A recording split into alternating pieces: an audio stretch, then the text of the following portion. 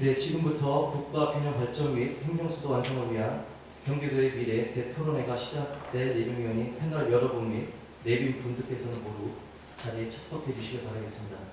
예, 안녕하십니까. 이번 국가 균형 발전 및 행정수도 완성을 위한 경기도 미래 대토론회 사회자를 맡은 문정복 의원실의 김진경 부장관입니다. 지금부터 국가 균형 발전 및 행정수도 완성을 위한 경기도의 미래 대토론회 동반 성장을 위한 국가 균형 발전과 수도권 및 경기도 메가시티 전략 토론회를 시작하겠습니다. 오늘 토론회는 더불어민주당 국가 균형 발전 및 행정수도 완성 TF와 더불어민주당 경기도당과 공동 주최합니다. 오늘 토론회는 코로나19 사태로 인해 비대면 방식으로 진행하고 있으며 유튜브 문정복 TV를 통해 생중계되고 있습니다. 행사 종료 이후에는 더불어민주당 공식 유튜브 채널인 씀TV에서도 확인할 수 있습니다. 어려운 상황에서도 토론에 참석해 주신 패널 여러분들을 비롯한 모든 분들께 진심으로 감사를 드립니다. 먼저 토론회 진행 순서를 말씀드리겠습니다.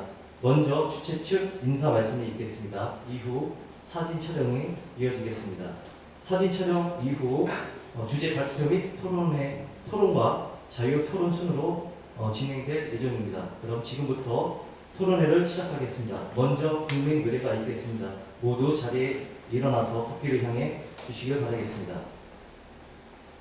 국기에 대한 경례. 예, 바로 코로나19 사태로 총력 없이 진행에 따라 이하 의식은 생략하도록 하겠습니다. 모두 자리에 착석해 주시길 바라겠습니다. 먼저 토론회를 주최한 더불어민주당 국가균형발전 및 행정수도 완성 TF 우원식 단장님의 인사 말씀이 있겠습니다. 네, TF 단장을 맡고 있는 우원식 의원입니다. 오늘 경기도에 와서 경기도의 미래 그리고 우리 국가의 균형발전이라고 하는 큰 주제를 가지고 이렇게 토론회를 갖게 돼서 너무나 감사하다는 말씀드립니다. 저희가 지금 오늘 토론회가 서울부터 시작을 해서 7번째 토론을 하고 있습니다. 그래서 각 지역으로 쭉 순회해서 하는데 이번 토론회를 하면서 되게 이제 저희 당이 또는 정부 관계자들이 지역에 내려갈 때는 지역의 수건 사업을 위해서 내려가는데 그래서 거기서 예산을 주느니 말느니 이런 거 가지고 하는데 사실 저희로서도 우리나라의 국가의 균형 발전 문제 그리고 또 각 지역이 생각하는 미래 비전을 중심으로 해서 이렇게 토론을 하고 큰 설계를 함께 해보는 건 처음 있는 토론입니다. 그래서 정말 의미 있는 토론을 하고 있다. 그리고 이번 토론 결과들을 잘 모으면 지역에서 고민하고 있는 문제들이 잘 모아질 테고 그래서 우리나라 전체의 균형 발전 그리고 각 지역에서의 미래 비전 이런 것들을 잘 설계해낼 수 있는 그런 아주 좋은 토론회, 의미 있는 토론회가 진행되고 있습니다. 오늘 경기도에서 와서 하는 토론회도 국가의 균형 발전을 중심으로 해서 경기도의 미래를 어떻게 그릴 것인가 하는 좋은 말씀을 잘 듣게 돼서 매우 감사합니다. 저희 국가 균형 발전 그리고 행정수도 완성을 위한 TF는 3가지 주제를 중심으로 설계했습니다. 첫 번째는 국가 균형 발전 문제인데 지금은 수도권 1극에서 이제 균형 발전을 위해서는 지방의 다극 체제로 바꿔야 된다. 그리고 그 다극 체제는 지방을 커다랗게 누리는 메가시티 전략으로 가야 되지 않나 이런 생각을 가지고 진행을 해가고 있고요. 특히나 경기도는 수도권이라고 합니다만 경기도 안에서의 불균형 문제도 매우 심각한 문제고 경기도의 전체 전략을 어떻게 짜느냐 하는 문제도 굉장히 중요한 문제이기 때문에 이런 일극에서 다극으로 하고 또 그동안 소외되어 있던 부분들을 어떻게 잘 만들어갈 것도 국가 균형 발전의 중요한 부분이다 이렇게 생각합니다. 또 하나는 행정 복합도시가 만들어지고 그 행정 수도를 만든다고 하면서 그 16년이 지났는데 그 사이에 불균형이 비효율이 매우 심각해져 있습니다. 그래서 이제 16년간 서울과 세종 사이에 또는 우리 사회의 이런 비효율 문제를 어떻게 극복할 것인가 그래서 행정수도를 어떻게 완성해 갈 것인가.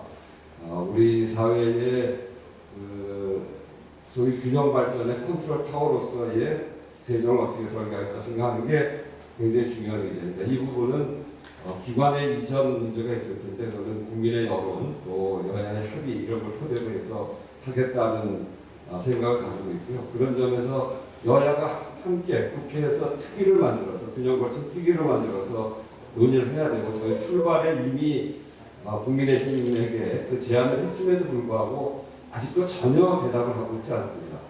국가의 백년지 대계의 문제 아니겠습니까? 국가의 불균형. 지방 수도권은 비대화되어 있고 지방은 소멸의 위기가 거의 100곳에 가까운 곳이 소멸의 위기고 제가 전국을 갔더니 전국의 14개 지방자치단체 중에 10개 지방자치단체가 출산율이 0.2까지 내려가 있습니다. 그건 소멸입니다. 그런 정도의 위기를 극복하기 위한 국가의 백년지 대계인데 이것에 대해서 대답하지 않고 있는 것은 정말 책임 있는 공당으로서 있을 수 없는 일이다. 그래서 지금 당장이라도 우리의 제안, 국가의 균형 발전을 논의하는 국회에서 논의해서 합의해 가자라고 하는 제안에 대해서 국민의힘에서 즉각 답변을 하기를 다시 한번 요청을 드립니다. 또 하나의 문제는 서울에서 이렇게 행정적으로 이전을 하면 그 과정에서 비어있는 부분을 어떻게 할 것인가. 그래서 서울의 미래 비전을 잘 설계하는 일인데요.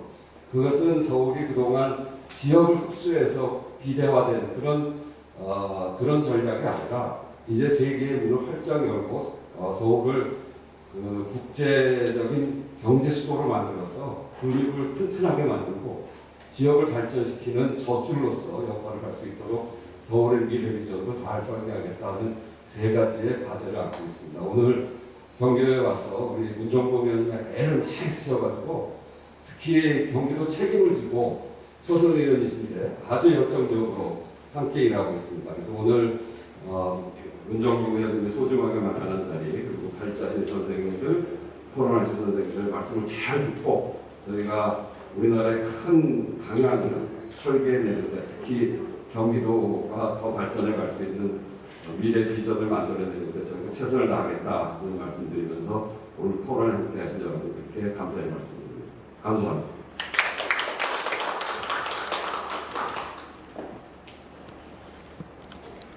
예, 다음으로 더불어민주당 국가균형발전 및 행정수도 완성 TF 박범계 부단장님의 인사 말씀이 있겠습니다.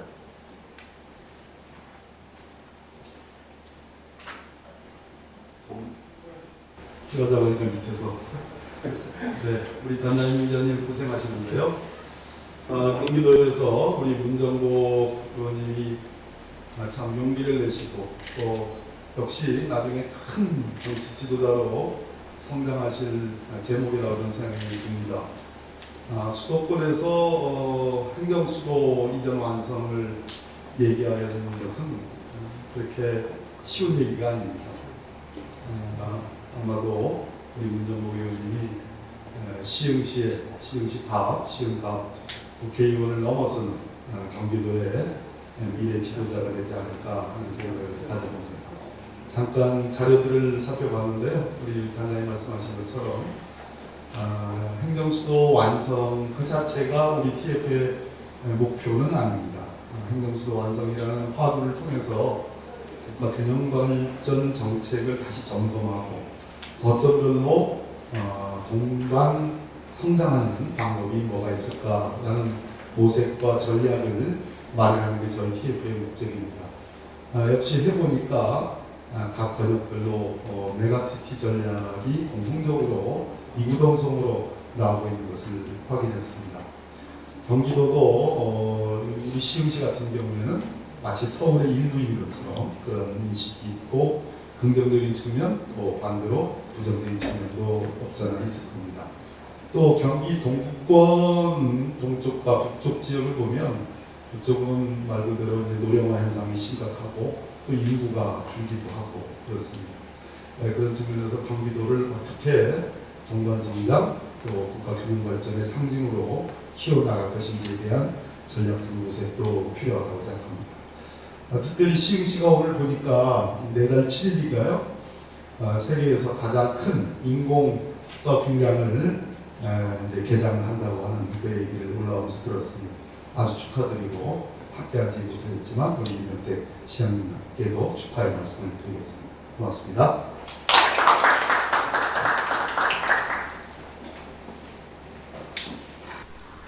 네, 마지막으로 오늘 토론회의 자정을 맡으신 문정복 인사 말씀 드리겠습니다.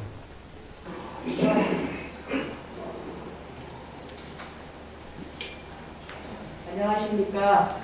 경기도 시의가 문정복 의원입니다. 저는 초선의원으로서 국가균형발전과 행정수도 이전 TF에 참여한 것만으로도 굉장히 큰 영광으로 생각하는데 오늘 경기도 토론회를 저희 시의시에서 우원식 단장님과 박범계 부단장님을 모시고 함께 개최하게 돼서 무척 영광스럽게 생각합니다. 오늘 패널로 참석하신 여러 선생님들과 그리고 귀하게 모신 우리 이상대 경기도권 선임연구원님의 발제를 듣고 토론을 들으면서 저희 행정수도 이전에 따른 국가균형발전에서의 경기도의 전략은 무엇인지 오늘 많은 얘기를 나누는 그런 기회가 됐으면 좋겠습니다. 감사합니다. 네, 다음으로 영상 축사가 있겠습니다. 먼저 김태년 원내대표님의 영상 축사가 있겠습니다. 안녕하세요. 더불어민주당 원내대표 김태년입니다.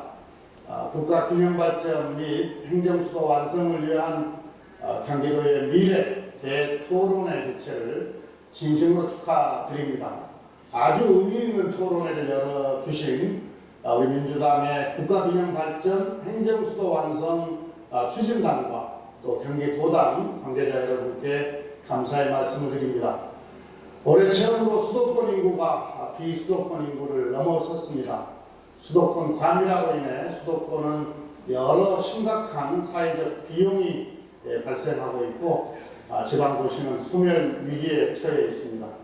국가균형발전은 수도권과 비수도권 모두의 생존을 위해서 더 이상 미룰 수 없는 국가적 과제입니다. 이제는 우리 경기도가 서울의 외곽 도시가 아니라 산업수도로서의 역할을 재정비해 나가야 합니다.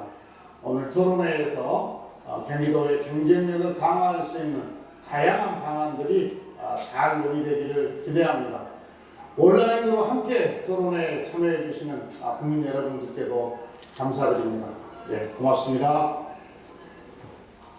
예, 다음으로 염태영 최고위원님의 영상 축사가 있겠습니다.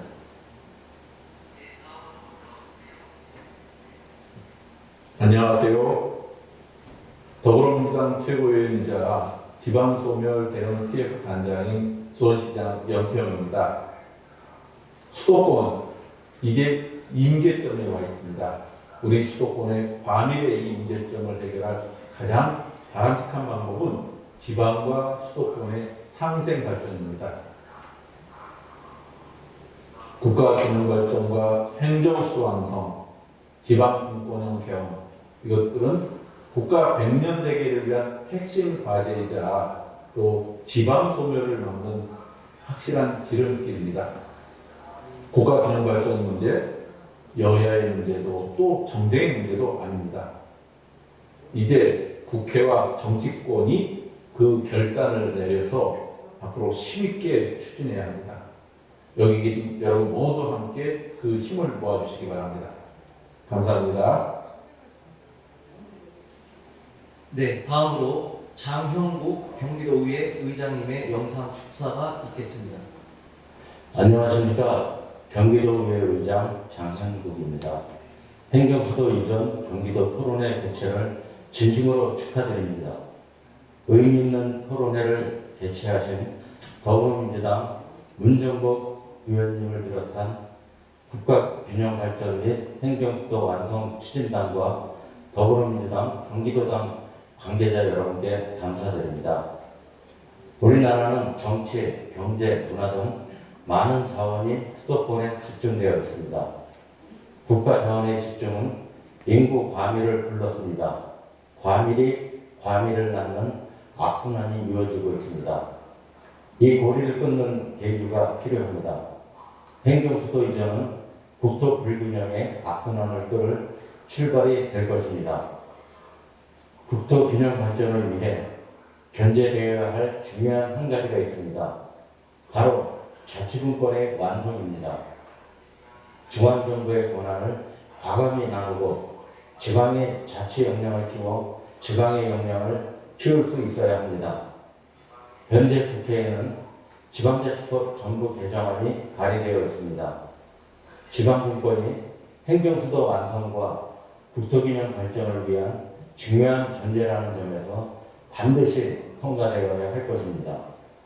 경기도의회는 정부 지방의회 최초로 경기도의회 자치분권 발전위원회 구성 운영 조례를 마련하였습니다.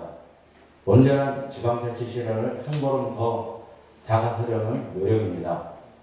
오늘 토론회가 국토균형 발전의 주요한 축으로 성장할 수 있는 소중한 기회가 되기를 기원하며 발제와 토론을 맡아주신 각계 전문가와 추진단 관계자 여러분께 감사드립니다.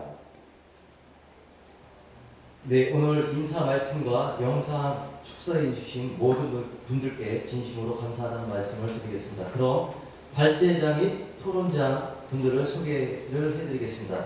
오늘 토론회를 발제를 맡으신 이상대 경기연구원 선임연구위원이십니다.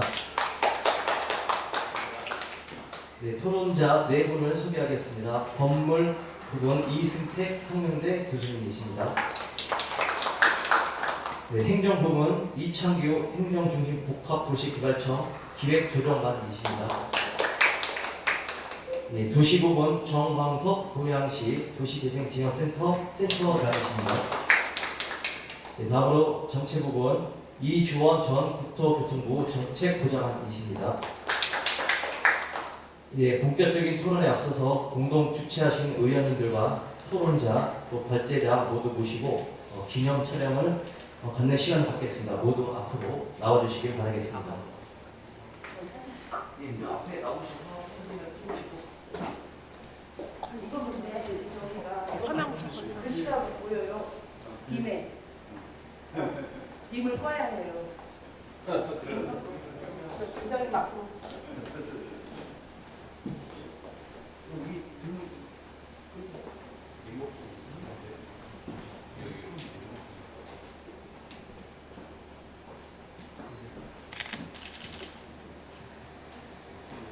네, 찍겠습니다. 하나, 둘, 셋. 저희 화이트 한번. 자, 찍겠습니다. 하나, 둘, 셋.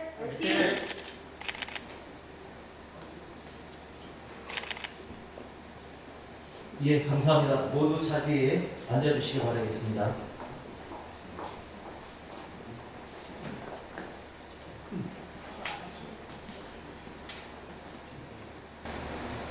네, 오늘 토론회의 좌장은 문정복 의원님이 지금부터 이제 사회를 맡아주시면 되겠습니다. 의원 토론회 시작해 주시면 감사하겠습니다. 네, 지금부터 국가균형발전 행정수도 추진단에서 진행하는 경기도 대토론회를 시작하겠습니다. 우선 발제를 해주실 이상대 경기연구원 선임연구원님의 발제문을 들어보도록 하겠습니다. 대략 시간은 20분 정도에 맞춰주시면 될 것 같습니다. 네.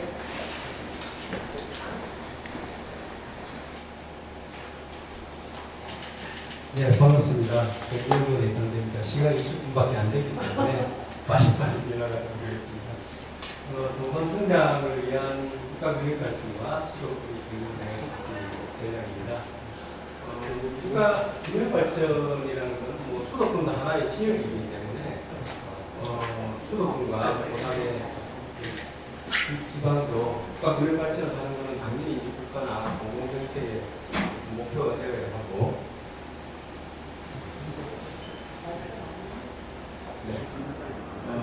그렇지만 또 수도권과 경기도도 하나의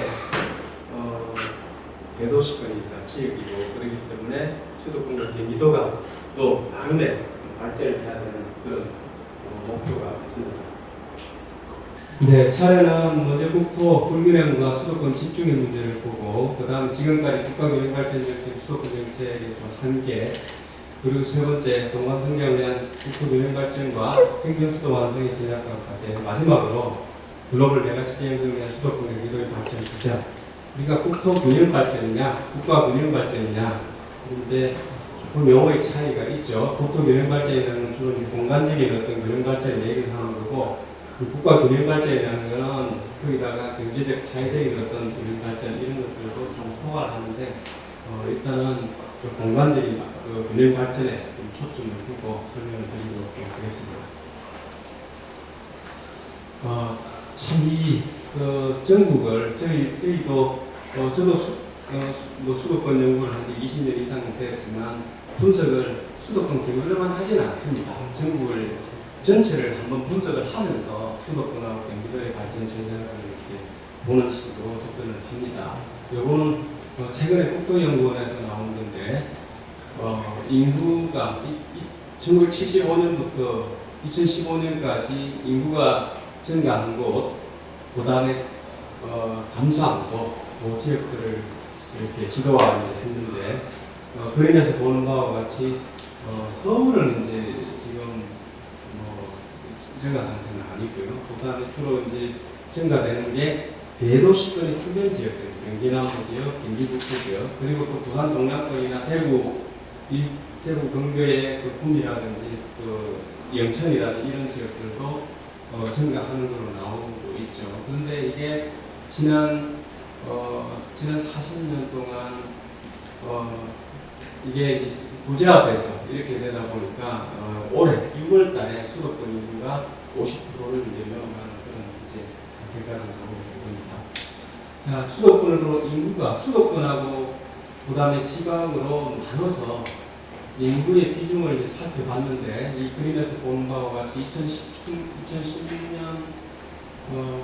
이게 여기서 막대 그래프가 순위도입니다. 그리고 수도권으로 전입하는 인구, 수도권에서 바깥으로 전출하는 인구인데 2011년부터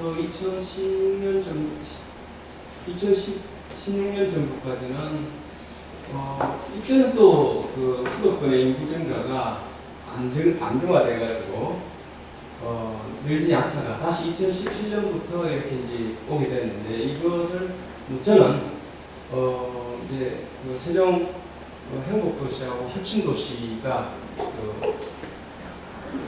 이전이 어느 정도 완료가 되면서 더 이상의 그 수도권으로부터 국가 그다음에 국가 공공기관의 그 종사자들의 이전이 이제 거의 끝나가면서 그 효과가 이제 거의 끝난다. 그다음에 또 산업구조, 최근에 산업구조 자체가 이전에 그 전통적인 어떤 주력 산업에서 IT라든지 그다음에 ICT라든지 이런 쪽으로 이렇게 변화하면서 2017년부터 다시 수도권으로 인구 순이동되는 그런 구조적인 변화가 있습니다. 그러니까 굉장히 풀기가 쉽지 않은 그런 과제라는 걸 이 그래프에서 좀 볼 수 있고요. 그 다음에 수도권으로 그 통계청에 올 6월에 나온 최근 20년간 수도권 인구 이동과 향후 인구 전망 보면 수도권으로 인구가 들어오는 것이 20대, 그렇죠? 이 그래프에 그 20대, 그 다음에 30대 초반. 반면에 40, 50대는 60대 이상은 오히려 수도권에서 지방으로 진출되는 기총 비향의 효과가 되겠죠. 그렇기 때문에 이거는 일자리를 찾아서 20대, 30대가 수도권을 계속 들어오는 그런 구조를 보여드립니다. 그 다음에 제가 5월 달에 한번 그 전국의 그 시군구 단위로 지역 생산성을 한번 분석을 해봤어요. 그러니까 제곱킬로미터당 GRDP를 얼만큼 생산해내느냐 보면 서울하고 그 다음에 인천, 경기도 그 다음에 그 충남 쪽에서 이제 천안이라든지 세종시도 좀 늘어나는 게 나오죠. 그 다음에 이제 광주, 그 다음에 당연히 이제 부산, 대구 이런 쪽으로 해서 나오죠. 반면에 농촌 지역, 유가소 지역들은 100만 킬로미터 GRDP 그 생산 자체가 있죠. 그러니까 부의 창출이 대도시권, 그 다음에 그 산업이 성장하는 그런 지역들에서 이렇게 알 수 있습니다. 그 다음에 고용률과 실업률은 이것은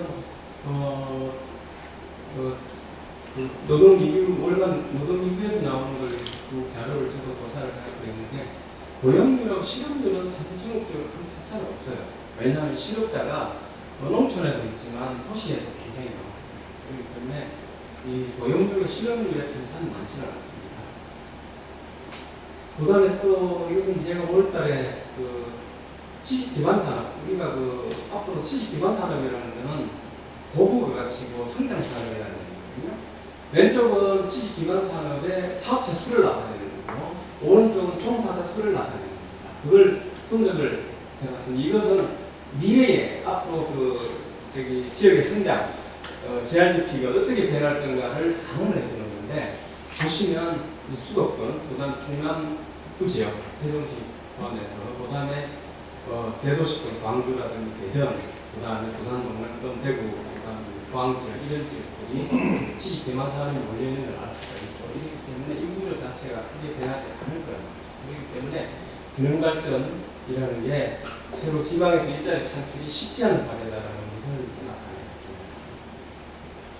그 다음에 두 번째, 지금까지 국가균형발전 정책 수도권 정책이 들어옵니다. 아까 토론자분의 그 토론 조지에서 나오던데, 이거는 뭐 역대 정부 모두 균형발전 정책을 추진을 했습니다. 모두 지향점이었지만 이제 세부적인 방법이나 접근 방법은 좀 많은 차이가 좀 있고, 그 다음에 강약도 좀 다르죠. 지금 문재인 정부는 이제 국가 균형발전 부분하고 자치분권을 결합했다는 게 굉장히 조금 긍정적인 되고, 그다음 주요 전략은 공간 혁신에서 사람, 공간, 산업 전략으로 이 부분에 대한 특징이라고 볼 수 있습니다. 그다음에 최근 국내적으로 제가 이제 지역발전 정책을 쭉 우리나라뿐만 아니라 다른 OECD 국가들 이런 나라를 쭉 분석을 좀 해보면 처음에 지역발전 정책, 국가균형발전 정책이 지역 격차 완화를 위한 공간 중심 정책을 중심으로 해왔습니다. 오른쪽에 보시면 지역 구분을 해서 낙후 지역으로 거기는 지정을 해서 재정 지원을 한다든지 지역발전 특구를 지정한다든지 이런 쪽으로.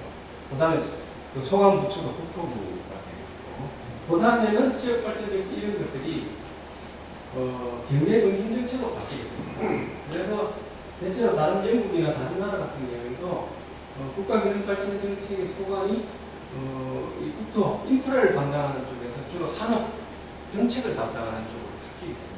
그리고 그 수단도 지역산업 육성이라든지 경제 기반의 지역재생 정책이라든지 이와 같은 거 나오고요. 노무현 때도 보면 국가균형발전 정책의 중부부서가 국토부에서 산적으로 바뀝니다. 그런 것들이 있는 최근에는 사회통합 정책 부분으로 커뮤니티 중심 정책으로 추진이 많이 바뀌게 됩니다. 그렇다고 앞에 나와 있는 공간중심 정책이 경제중심 정책이 안 만드는 건 아닌데, 새로 이제 사회통합이라는 가치가 들어가게 됩니다. 그러면서 이제 사회통합적인 수단이라든지 고용도시라든지 이런 것들이 들어가게 굉장히 지역발전 정책, 국가균형발전 정책의 그 내용 자체가 일종의 하이브리드 된다니까. 그다음 국가균형발전 정책을 좀 지속적으로 해왔지만 지역 격차는 완화되지 않고 앞으로도 쉽지 않다라는 것이 이것은 분석을 해보면 나오는 것들이. 그다음 수도권 정책인데, 수도권 집중 억제 정책도 80년대 초부터 본격화돼서 해왔지만, 그리고 이것을 중점적으로 추진한 수도권 정비계획법에 근거한 수도권 정비계획이 1차, 2차, 지금 3차까지 됐고, 지금 4차 수도권 정비계획을 국토부가 지금 준비를 하고 있는 그런 단계에 나서겠습니다. 핵심적인 정책 수단은 물리적인 경제적, 공약 통양제라든지 법률부담제라든지, 그 다음에 대규모 개발 사업에 대한 규모 제한 그런 것들로 이루어집니다. 근데 효과가 있었냐 없었냐 부분에 대해서는 조금 이제 많은 이런 것들이 있죠. 그건 조금 이따 나오니까 다시 설명드리겠습니다. 어쨌든 인구면을 본다 그러면 최종적으로 나오는 정책 효과 부분에 나오는 인구를 본다 그러면 수도권 인구가 계속 늘어나기 때문에 수도권 정책, 수도권 정비계획을 목표로 한 인구의 안정화라는 부분을 달성을 못하고 있다는 것은 분명한 사실입니다. 여기서 제가 2018년도에 수도권 정책, 수도권 정책 내용별로 이것을 어느 정도 달성을 하고 있냐, 효과가 있느냐 부분들을 전문가들, 이 전문가는 수도권 절반정입니다. 수도권 있는 사람도 아니고. 그래서 이 전문가 포커스로 인터뷰를 통해서 이제 해봤는데, 실제로 보면 세부 전략별로 아주 성과가 좋다, 목표가 달성됐다, 매우 좋은 건 없고, 대체로 달성이 좋은 부분은 공업연구 공급 부분에 대한 그런 수도권의 성장관리권에게 산업 용지개발 면적을 전국 개발 면적 20%를 넘지 않는다, 그런 것들이 있거든요. 그런 것들은 잘 지키고 있는 거예요. 그 다음에 그렇지만 이 위험은 인구 안정화하고 있다든지, 그 다음에 또 수도권 연계 그 수도권 내 질서 있는 어떤 개발, 정비 이런 것들이 있는데 그런 것들은 그런 효과가 없나 알 수가 있습니다. 그 다음에 세 번째, 국토경 발전은 환경수도 완성의 전략 과제인데, 이거 유명한 글이 되겠죠. 이건 이제 고영정부 원의 이상호 박사가 했고, 그 다음에 올 5월달에 또 새로운 데이터를 가지고 저도 이제 한번 해봤는데, 왼쪽은 2020년 서울의 지수가 되는 거고, 오른쪽 2018년이 되는데, 이제 수도권에 연천이라든지 가평이라든지 이런 데도 보면 이제 파란색이 보이죠. 파란색이 보인다는 것은 연천이나 가평 이런 데도 인구가 더 이상 늘어나서 소멸의 가능성이 있다라는 것을 나타내줍니다. 그 다음에 시도변 소멸 이런 지역 기준 부분은 아까 제가 말씀드린 고령정보 이상호 박사 같은 걸 보면 왼쪽에 보면 아무래도 시도변 소멸 이런 지역 비용이 수도권하고 그 다음에 인천, 광주, 대전, 울산 같은 광역시 같은 경우는 적고 오른쪽에 도지역이라든지 이런 지역들은 좀 비율이 높은데 그거와 이제 세종시가 왜 이렇게 소멸 지역 비율이 많을까? 그래서 혹시 이창규 국장님 나서 이분을 한번 설명해 주시면 좋을 것 같습니다.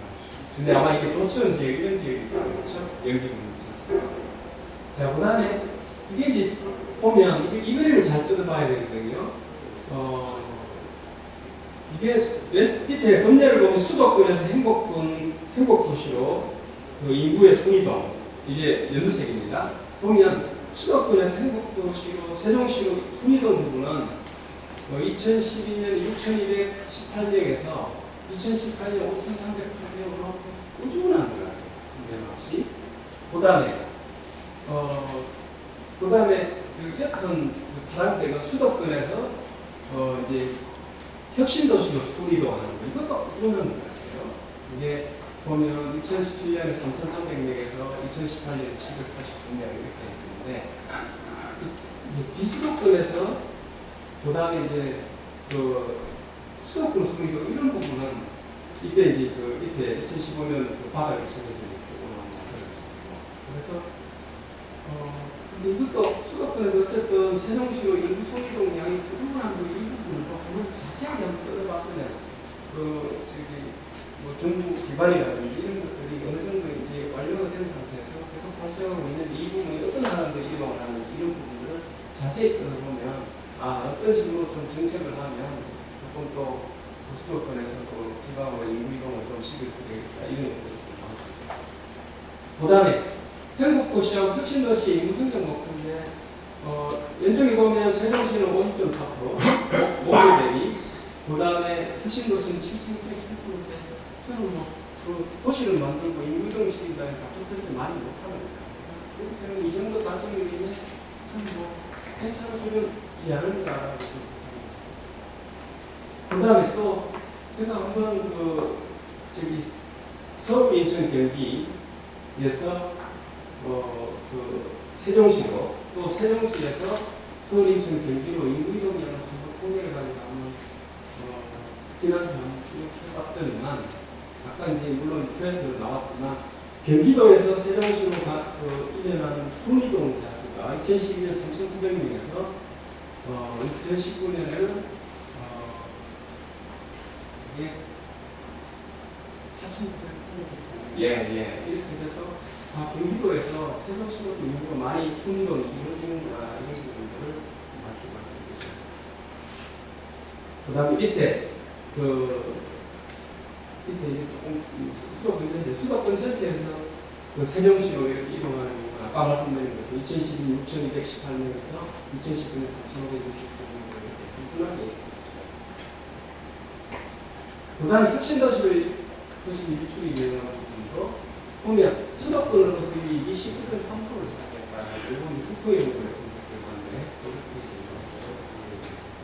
자, 그다음에 이제 그러면 앞으로 그 근발전 부분하고 세종시 행정수도 부분인데 이런 부분이 개인적인 생각들입니다.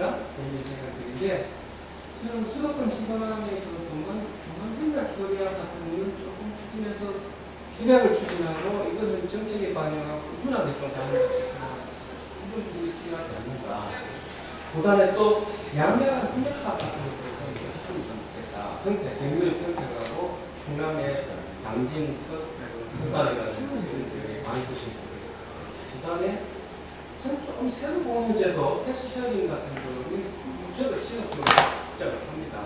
이 보면 양 지자체 간에 서로 예를 들면 산업단지나 산업지역 이런 것들을 하면 세금이 어디로 가겠습니까? 소재지로 가지 않습니까?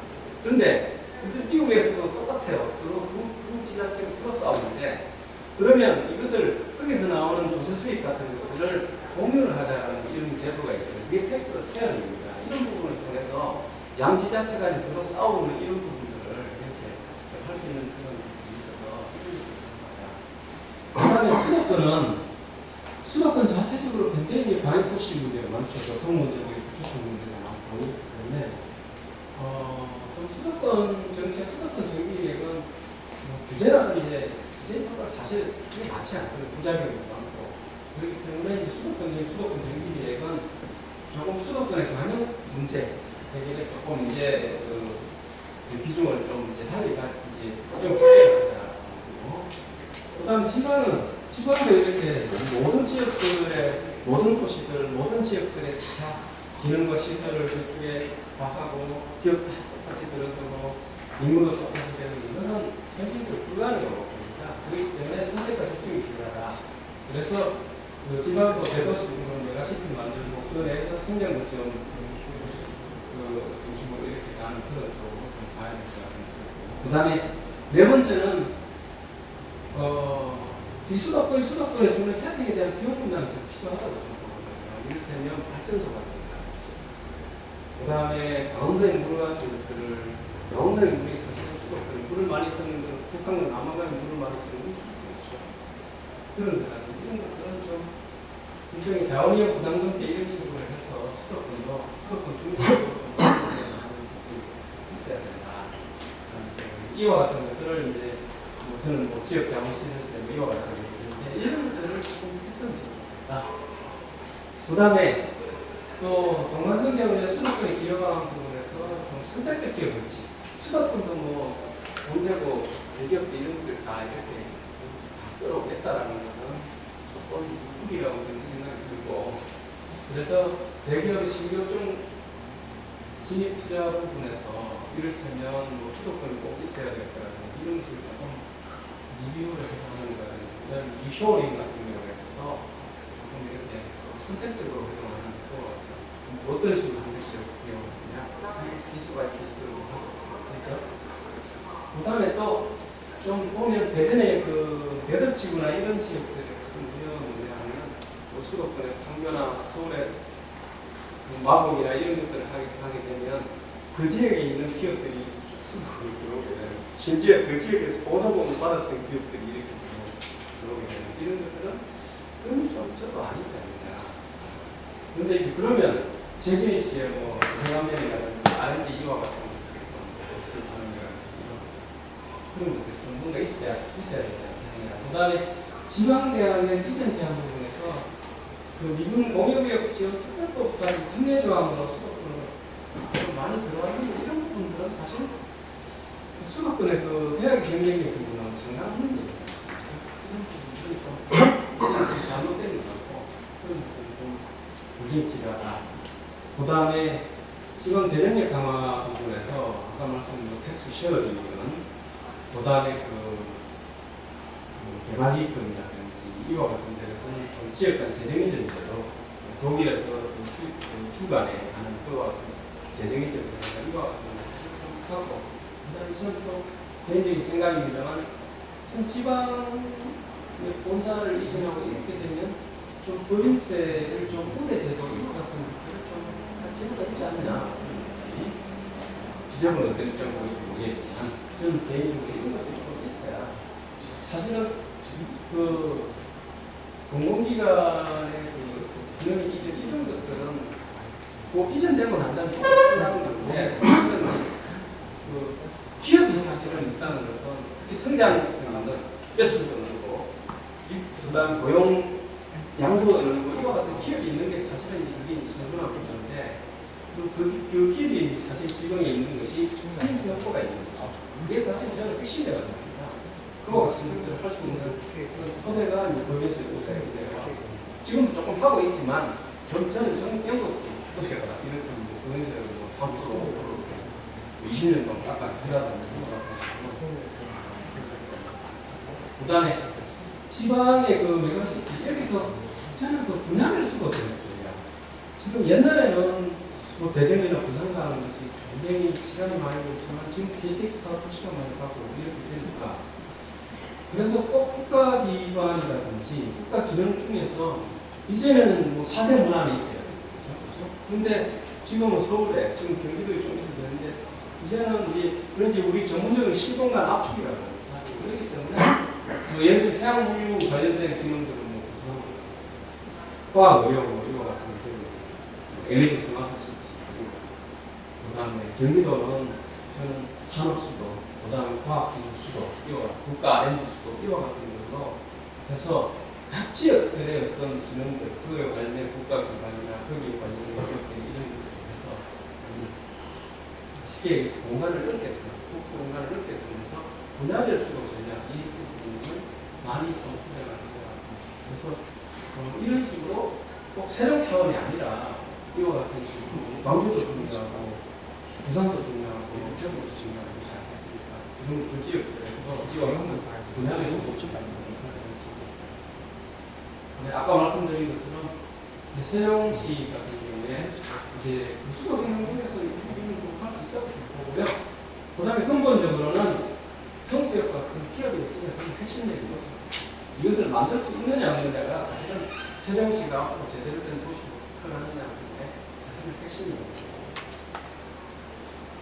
그다음에 수도권 문제가 왔습니다. 수도권은 지금 그 충남에 또 천안에 서산 당진이라든지 음성이라든지 그다음 세종시 포함해서 옛날에는 그 대도시권 그랬을 때는 수도권하고 대체로 그 기업 이상 그 부분을 수도권의 대도시권 지역이라든지 지금은 이제 평택 지역까지 갔고 편악 천안까지 사실은 갔습니다. 그렇기 때문에 이쪽 그 세종시 천안시까지는 사실은 외국에서 본다 그러면 하나의 그냥 대도시권이고 하나의 메가시티가 되는 거죠. 그렇게 변화가 된 겁니다. 지금. 그래서 이 대도시권 광역화라는 부분을 처음에 알아야 되고 그다음에 수도권 내의 위원별로 이렇게 유전과 봤습니다. 제가 도심 3구, 동로중구, 용산, 그다음 중심도시 3구를 제가 서울시 구지역, 인천, 수원 이렇게 해서 봤고 그다음에 수도권 1순환 도로하고 아래하고 2순환 도로 사이 그다음에 대도시권 주변 지역은 수도권 그 2순환 도로 바깥 지역으로 이렇게 보면 오른쪽 그린 것 같이 인구가 좀 늘어나는 곳은 어디냐면은 이쪽 그 수도권 1, 2순환 도로 사이에 있는 지역입니다. 그 지역은 여전히 보시면 2010년도 이게 5년 단위로 이렇게 인구가 늘어난 거거든요. 59만 명 늘어났죠. 그 다음에 2010년에서 2015년 사이에는 82만 명, 그 다음 2015, 2019년 사이에는 48만 명이 여전히 늘어나고 있습니다. 그런데 그 안쪽, 이쪽 그 서울의 구지역이나 인천, 수원 같은 경우 이제 인구가 안정화되었고요. 근데 또 이쪽 그 2순환 수도권, 2순환 바깥 지역은 그렇게 많지는 않아요. 보면 2005년에서 2010년까지 24만 명, 그 다음에 32만 명, 그 다음에 또 2015년, 19년까지 36명 이런 식으로 그렇기 때문에 여기에 늘어나는 부분은 시험 같은 경우에는 요 중간 외부 도시도 이용이 있는 시험이 일부가 있는 자, 그 다음에 이게 이제 문제인데 그 경기 인천 도시들의 서울을 넣으면서 한번 분석을 해보니까 이게 막대가였던 그 서울을 통과한 양입니다. 양이 되겠습니다. 보면 그 시형을 볼까요? 시형을 보면 여기 있는데 보면 대체로 시형의 한 18% 정도가 서울로 출근하네요. 고향 같은 경우는 양이 많습니다. 16만 명 정도가 서울로 출퇴근하는데 비율로 보면 한 30% 정도. 그런데 지금 여기서 이 꺾은서 그래프가 높은 거 이를테면 조금 세긴 것 같은데 광명이라든지 여기 조금 이렇게 때린 것 같아요. 그 다음에 그 서울 주변 이런 지역들은 서울 평균 비율이 너무 높은 거예요. 사실은 이게 이제 경기도의 이제 자정성이에요. 일자리가 좀 부족하다는 그런 거거든요. 그래서 이게 이제 이렇게 되다 보니까 뭐 어떻게 되겠어요? 교통이 서울에 연결된 교통이 체증이 발생하는 거고, 그 다음에 또 이렇게 그 불편하니까 이제 그 주택 수요가 서울이나 뭐 광명이나 이런 쪽으로 자꾸 몰리게 되는 거죠. 사실 일자리가 분산된다는 거면 서울의 집값이 그렇게 많이 높아지는 겁니다. 그렇기 때문에 사실 단기적으로는 어쩔 수 없으니 그렇지만 중장기적으로 가야 되는 것은 결국 일자리, 기능과 시설을 이렇게 분산하는 거가 사실은 주택 문제를 잡는 방법이 되겠습니다. 그 다음에 또 하나 문제, 이것은 이제 제가 2017년도에 연구한 건데 전철역 접근수, 왼쪽은 거리 비율이고 오른쪽은 소요시간 비율입니다. 이건 읍면동에서 전철역까지 가는 거리, 그 다음에 소요시간을 이렇게 되는데 전철역도 좀 편차가 좀 있는데 그렇게 심하지 않는데 문제는 종합병이죠. 종합병 부분 보시면 종합병까지 도달하는 거리 오른쪽에 이제 소요 시간이 있는 이를테면 뭐 5분, 7분 골든타임 이렇게 보면 대체로 종합병은 부분에서 응급 의료센터가 이용되거든요. 그러면 오른쪽에 보시면 종합병까지 도착할 수 있는 시간이 시뮬레이션이 됩니다. 이거는 그다음에 저기 52%밖에 안 되는 거죠. 10분 이내에 도착. 그러니까 경기도 읍면동 쪽에서 응급 상황이 발생했을 때 10분 이내로 종합병원까지 도달할 수 있는 읍면동 지역이 반밖에 안 된다. 그러니까 그 외 지역은 생명이 왔습니다.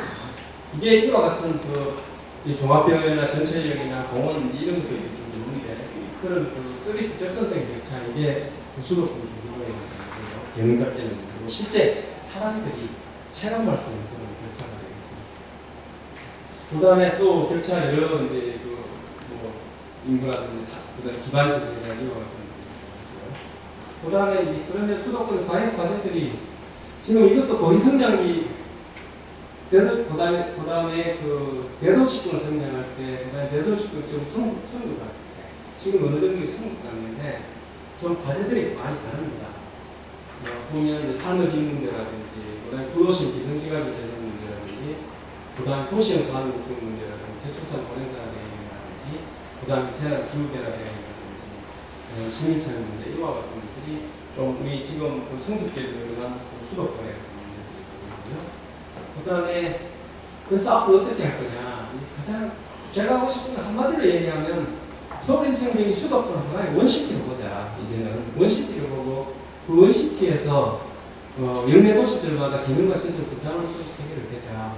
뭐 경기도 기능, 수도권 기능 이런 것들이 서울시에 다 있을 필요는 좀 없다고 생각하고 그래서 지금 경기도의 어떤 공공기관들을 또 일부 또 지금 교통공사라든지 이와 같은 것들을 공모하고 있지 않습니까? 그렇기 때문에 이제는 그 경기도 전체의 수도권을 하나의 원시티로 보고 어떤 기능들은 시험에 가면 되는 거고 어떤 기능들은 저는 동두천에 가면 된다고 그러고 그런 식으로 하는 것이 이제는 가능하다. 교통이라든지 최근에 저희들도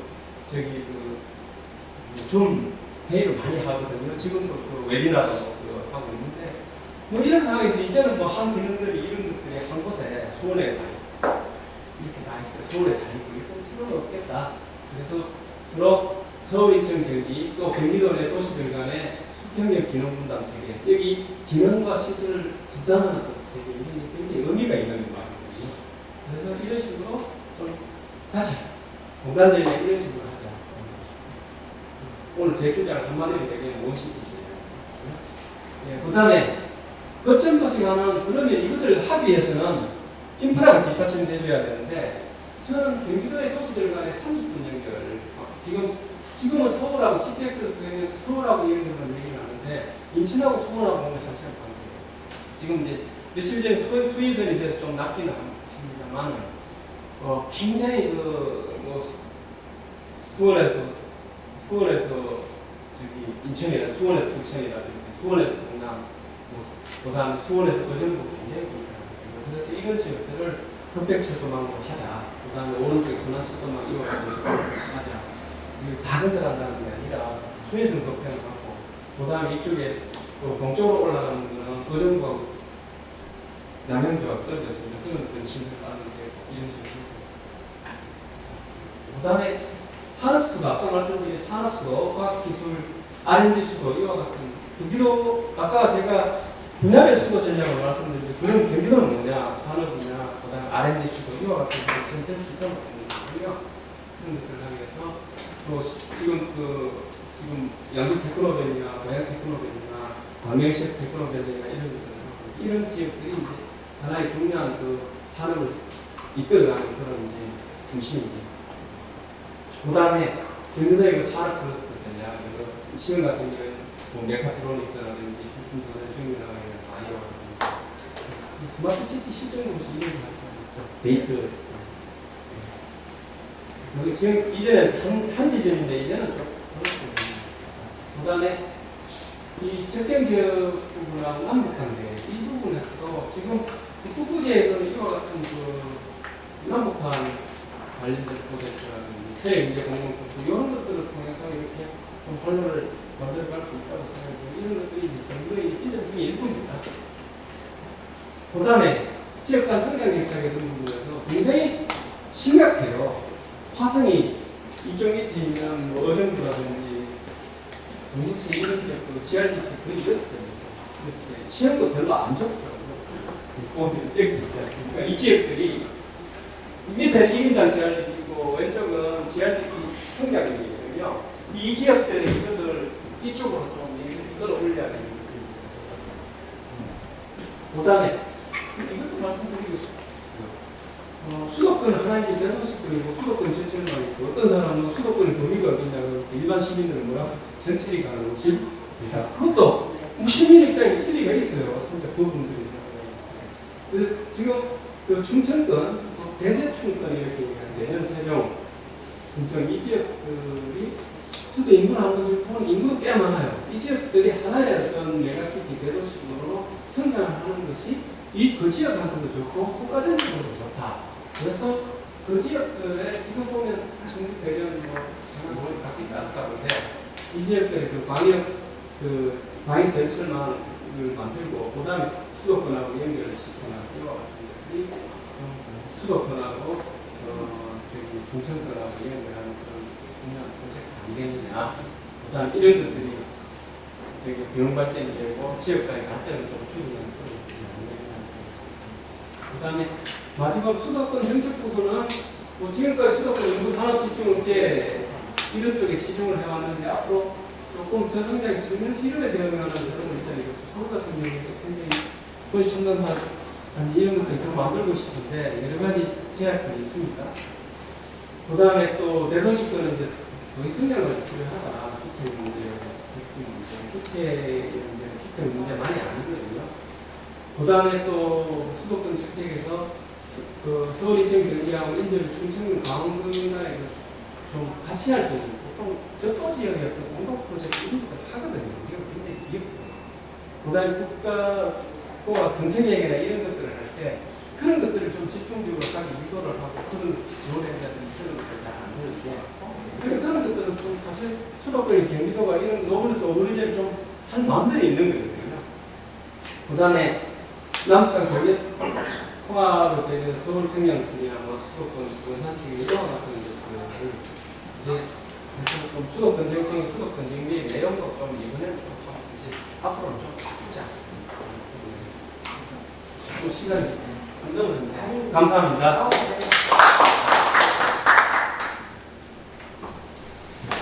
이 긴 주제를, 이 심오한 주제를 20분 조금 넘게 발제해 주신 우리 이상대 경기연구원 선임연구원님께 진심으로 감사의 말씀드리고요. 이렇게 진행하려고 합니다.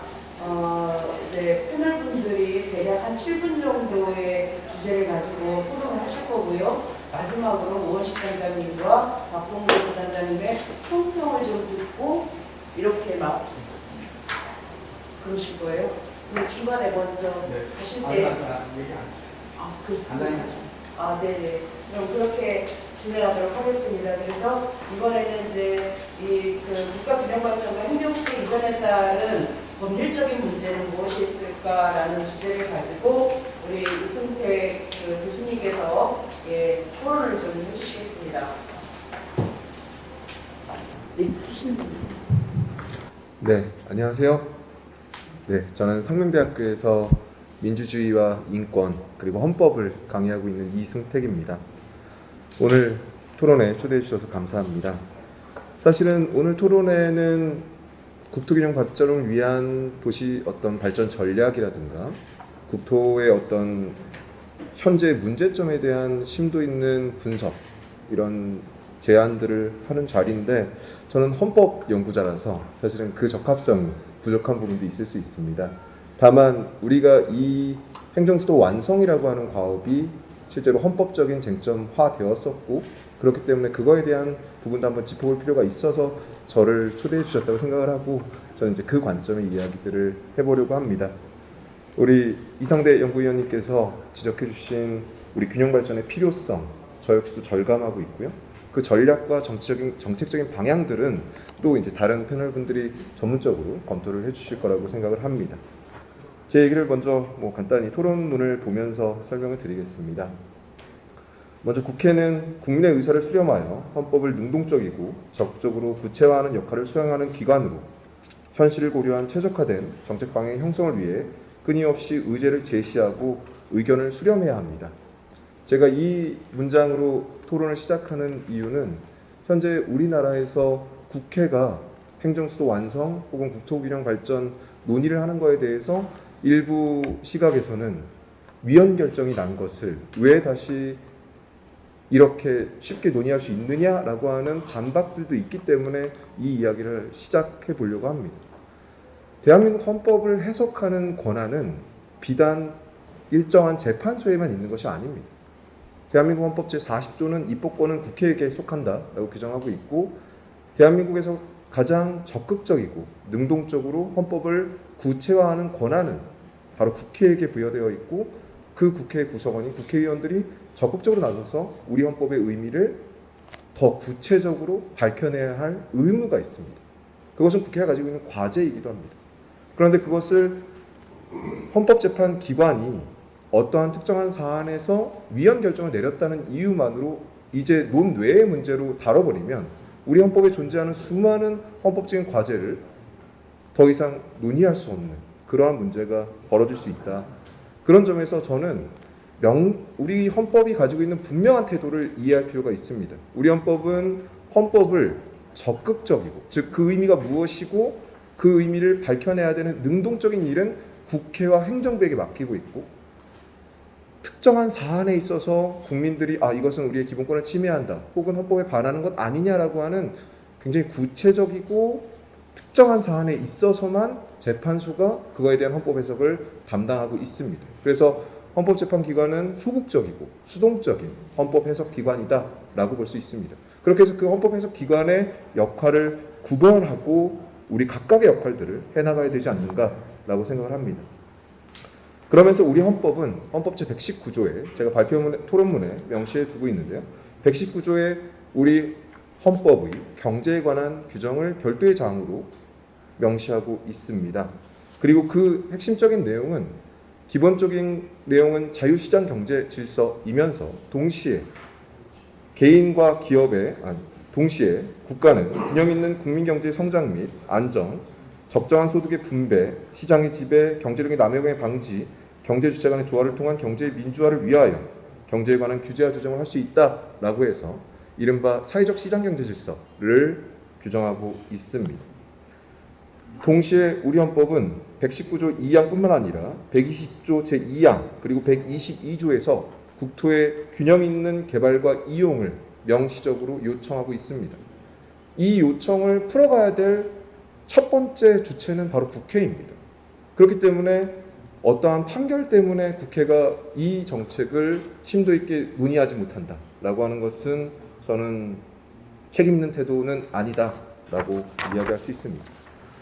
42페이지 가시면요. 그래서 이제 행정수도 건설은 수도권 집중 해소와 국토 균형 발전의 초석이라고 할 수 있습니다.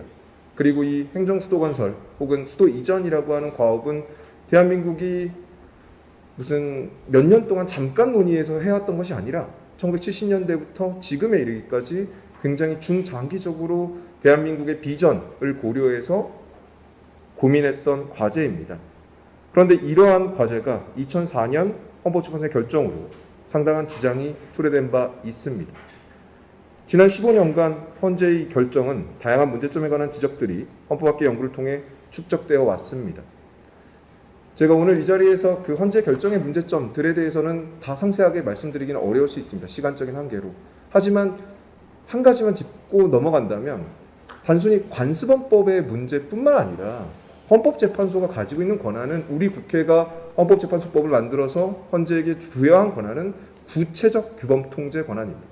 즉 재판의 전제가 되거나 혹은 공권력의 행사 또는 불행사에 의해서 국민의 기본권이 침해되는 그러한 구체적인 상황에서 헌법을 해석하는 권한을 부여한 것이지 어떤 법률을 만들었다고 해서 그것 자체를 추상적으로 합헌인지 위헌인지를 가릴 수 있는 권한을 부여한 바 없습니다.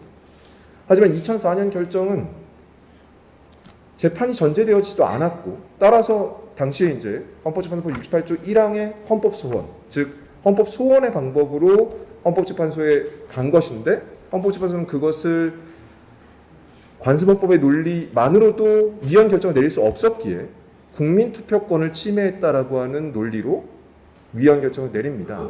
그런데 그 논리는 만약에 그렇게 된다면 우리 헌법재판소가 마치 그 논리를 우회해서 어떠한 법률이든 헌법을 마치 개정하는 효과를 갖는 거야 라고 주장하면서 그러니까 국민투표권을 침해하지 이렇게 판단하는 마치 추상적 규범 통제를 할 수 있는 논리적인 수단으로 활용될 위험성이 매우 큰 장치였습니다. 그래서 헌법학계는 지난 15년간 이 부분에 대해서 다수의 학자들이 이것을 비판해 왔고 지금은 뭐 특별한 언급이 더 이상 필요 없을 정도로 헌법학계 다수의 견해는 정착되어 있다라고 봅니다. 물론 일부 소수의 학자들이 관습헌법의 뭐 정당성이라든가 당시 결정의 어떤 필요성들을 논의하고 있지만 적어도 우리 헌법과 헌법재판소법에서 부여된 권한을 헌법재판소가 적절하게 지켜냈는가에 대한 비판은 피할 수 없는 문제입니다. 하지만 그 결정의 문제점에도 불구하고 우리 입법부와 행정부는 헌재 결정을 존중하는 태도를 보였습니다.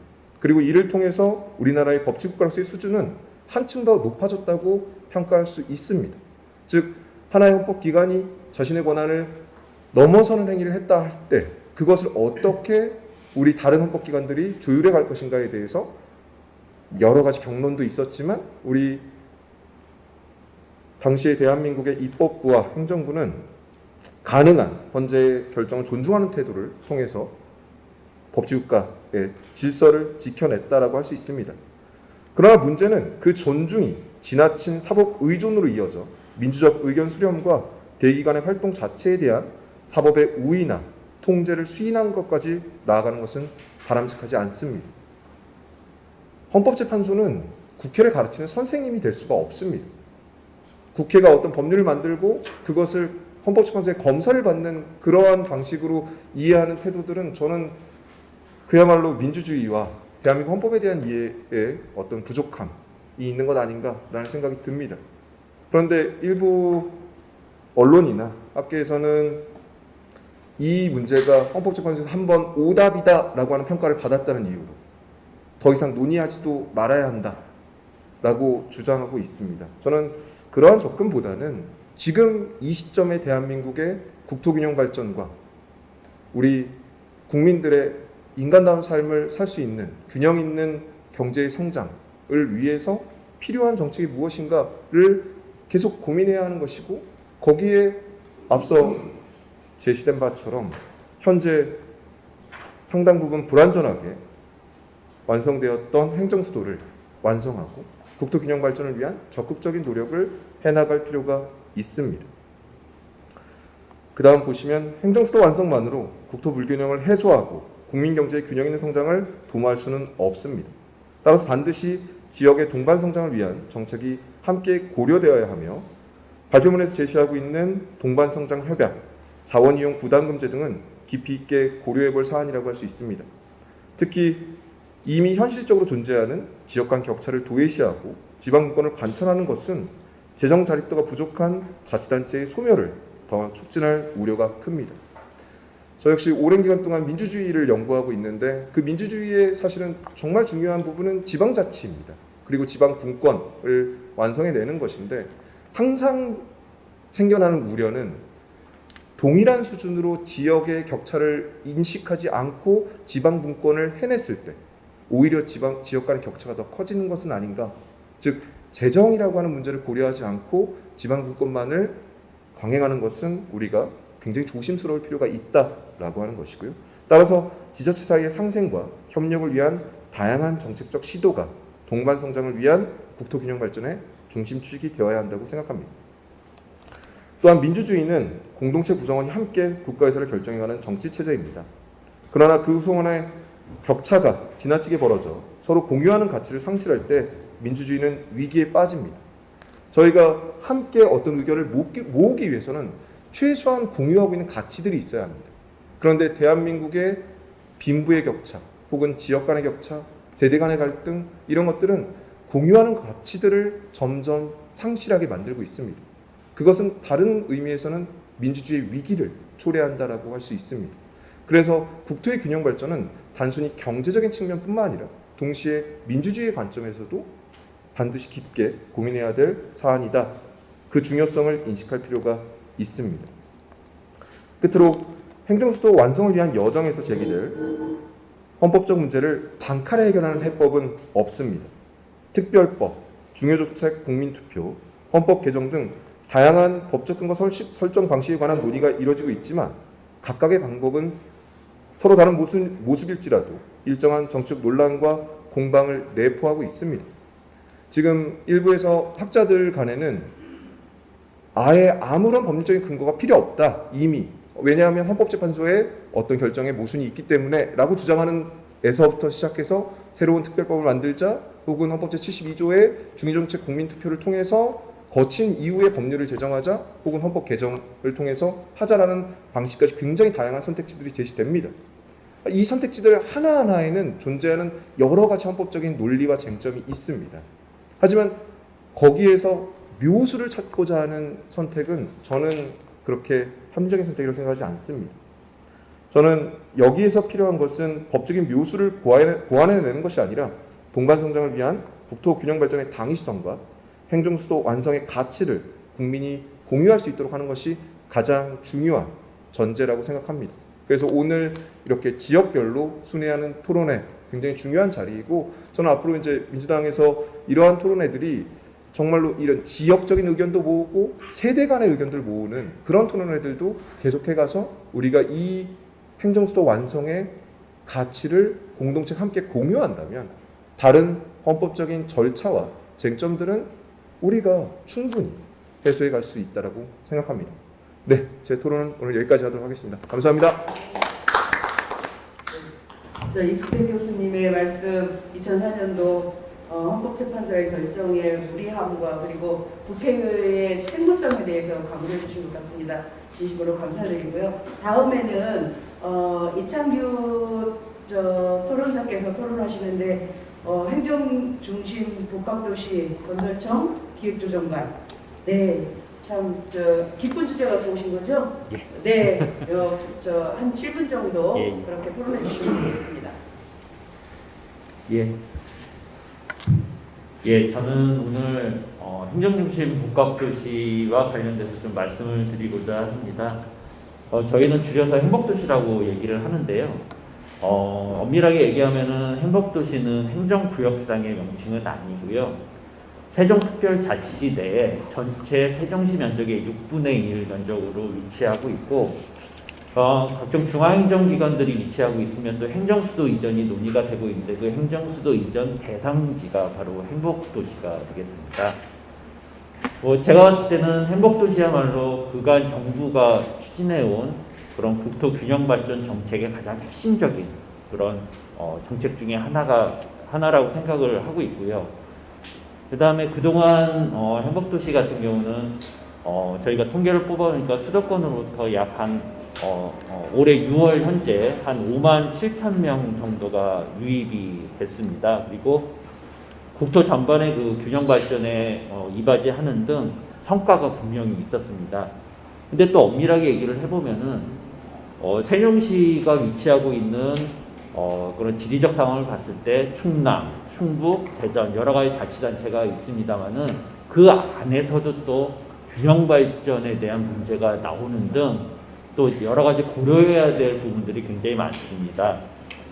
그래서 제가 오늘 좀 간단하게 말씀드릴 거는 그간의 행복도시가 어떤 경과로 추진이 되어 왔고 현재는 어떻게 되어 있으며 향후 발전 전략은 뭔가를 좀 말씀드리고자 하는데 이거는 아마 아까 또 우리 이상대 박사님이 말씀을 해주신 전체 수도권에서의 경기도가 어떤 발전 전략을 가지고 나갈 것인가에도 관련이 있다라고 생각을 합니다. 그동안 행복도시 같은 경우는 노무현 정부 때 처음 시작이 됐습니다. 그래서 수도권 비대화 문제를 해결하고 국가 균형 발전을 위해서 충청권의 행정수도를 건설을 하겠다라는 신행정수도 건설 공약을 2002년 12월에 발표를 했고요. 그다음에 여기에 청와대, 국회, 중앙행정기관을 모두 이전하는 그런 전략을 세웠습니다. 근데 이제 2004년 7월에 이 신행정수도 건설 특별조치법에 대해서 헌법 소원이 제기가 됐고요. 그다음에 아까 우리 이승택 교수님이 얘기를 해주신 대로 관습헌법 위배라는 그런 주요 이유로 해서 위헌 결정이 내려졌습니다. 그래서 이 위헌 결정에 따라 가지고 후속 대안을 마련하기 위해서 국회 내에서 신행정수도 후속 대책 특위가 2004년 11월에 마련이 됐고 이 특위에서는 충남 연기하고 공주 지역에 한 인구 한 50만 명 정도의 인구를 가진 중앙행정 기능 중심의 그런 도시인 행정중심 복합도시를 건설을 하겠다라는 발표를 했습니다. 그래서 본격적으로 이제 건설 절차가 진행되었는데 이전할 기관 같은 경우는 헌재의 판례를 저희가 고려를 해서 주요하게 외치하고 내치를 담당하는 부처를 제외한 나머지 부처를 이제 이전할 걸로 그렇게 계획을 세웠고요. 그 다음에 여기에 따라서 행정중심 복합도시 건설 특별법이 2005년 3월 국회 본회의를 통과해서 본격적으로 착수가 진행이 됩니다. 근데 이제 이명박 정부가 들어와서 행복도시, 중앙행정기관 중심의 행복도시 원안을 백지화를 하고 세종시를 교육 및 과학 중심의 경제도시로 건설하고자 하는 수정안이 이제 논의가 됐고요. 이를 반영한 특별법 개정안이 2010년 6월에 다시 국회에 제출을 됩니다. 근데 이제 국회 본회의에서 부결이 되고 원안이 확정됨으로 인해 가지고 행복도시 및 주변 지역을 담당할 자치단체인 세종특별자치시가 2012년 7월 출범을 하게 되고 그 다음에 차질 없이 중앙행정기관 및 그 소속기관들이 이전하기 시작이 됩니다. 지금 현재 저희 행복도시 건설 사업을 보면은 지금 2단계 사업까지 그러니까 도시 인프라를 확충을 하는 1단계 사업이 완료가 됐고 현재 도시 자족 기능을 확충하는 2단계 사업이 올해까지 추진이 될 예정으로 있습니다. 그래서 그동안 행복도시는 총리실이나 기재부를 포함한 43개 중앙행정기관이 이전을 했고 KDI를 비롯한 16개 국책연구기관이 이전을 했습니다. 그리고 각종 주택이나 내부 도로 확충 및 도시 인프라도 안정적으로 지금 마련이 돼서 올해 7월 기준으로 해가지고 행복도시의 인구는 25만 8천 명이 되겠습니다.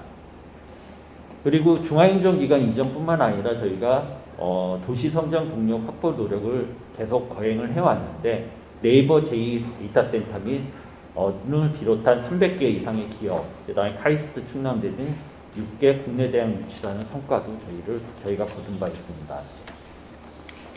향후 저희가 2030년까지 행복도시 건설을 지금 계속 추진을 할 예정으로 있는데 그동안 추진해온 사업들을 잘 마무리를 하고 아까 말씀드린 광역 상생 발전이라든가 스마트시티 구축 등 도시 완성 단계인 건설 3단계를 2030년까지 저희가 차질 없이 추진을 하고자 하고 있습니다.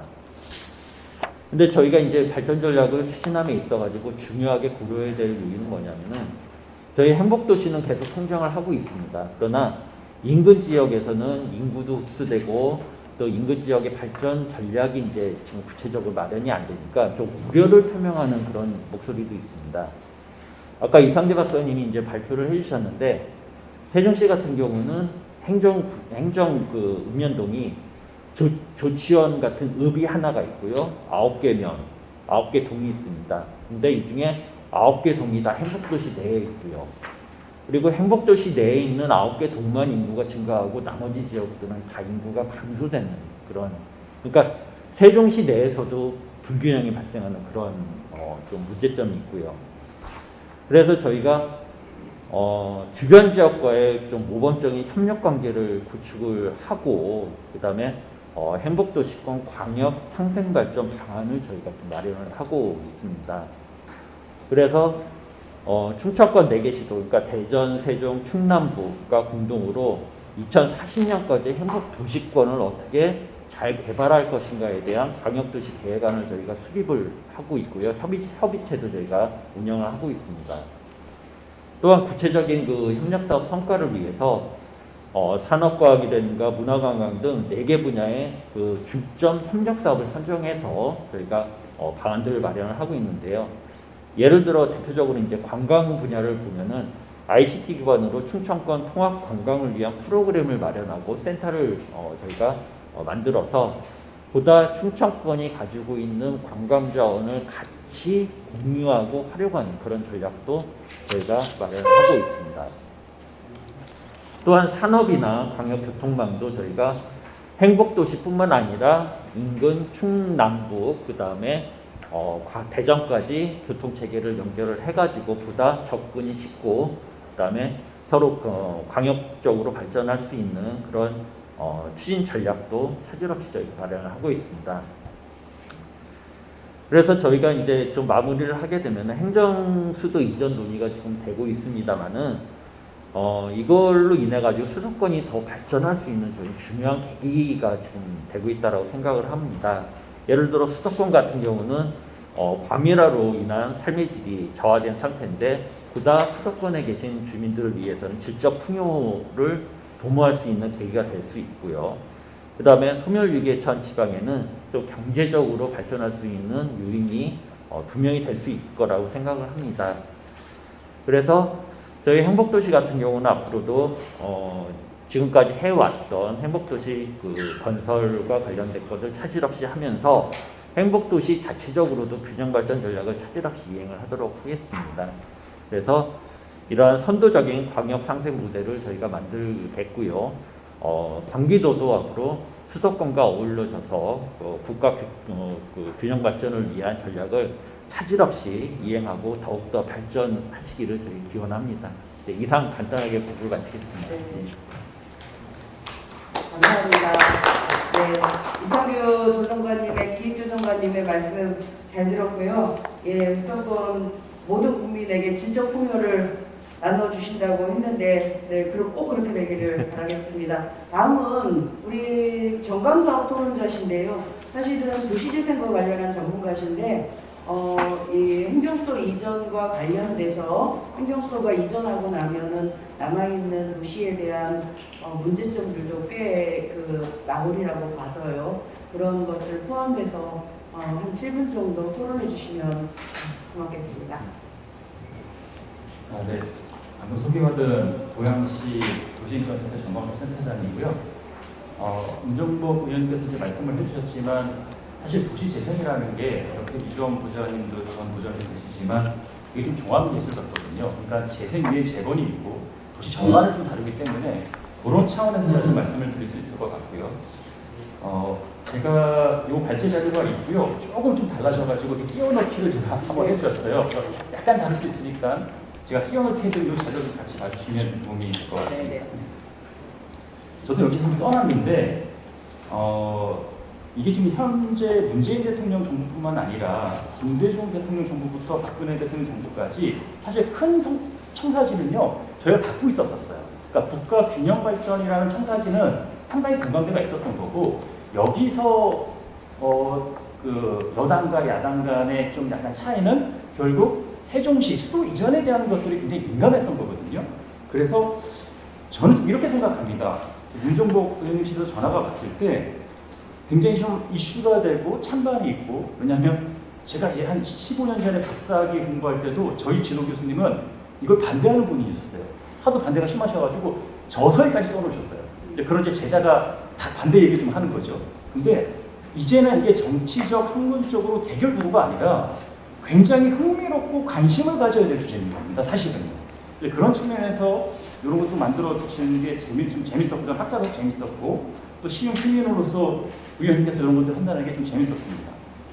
15년 전에요 이런 말이 있었습니다. 15년 전에 진짜 많은 기사들에서 세종시의 비극이라는 말을 굉장히 많이 썼는데 사실 패러다임은 계속 바뀌는 거거든요. 현 시점에서 보면 이제는 세종시의 비극이 아니라 세종시는 계속 실험 중인 거죠. 실험 중인 거고 여기에 이제 우리가 좀 뭘 더 얹힐 수 있을까 한데 이게 이제 지금 들어보니까 순회 토론이라고 말씀을 하시고 순회 토론이면은 여기서 나온 의견들을 실질적으로 실현 가능성을 좀 높일 수 있는 방안 필요하면은 사회적 실험을 좀 멈추지 말아야 될 것 같습니다.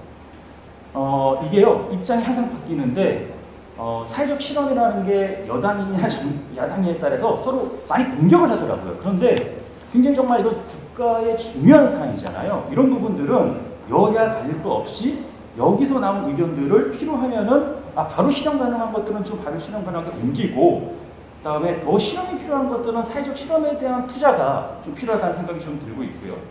다음으로 이상대 박사님 의견 발제 내용을 좀 보다 보니까 많은 부분들을 공감했었고 그리고 여기에 대한 대가시니까 그러니까 여기서 나온 핵심이 뭐냐면 이제 후기 도시화 현상이거든요. 제가 여기서 적어놨는데 제가 이 발제 내용 중에 5페이지인가요?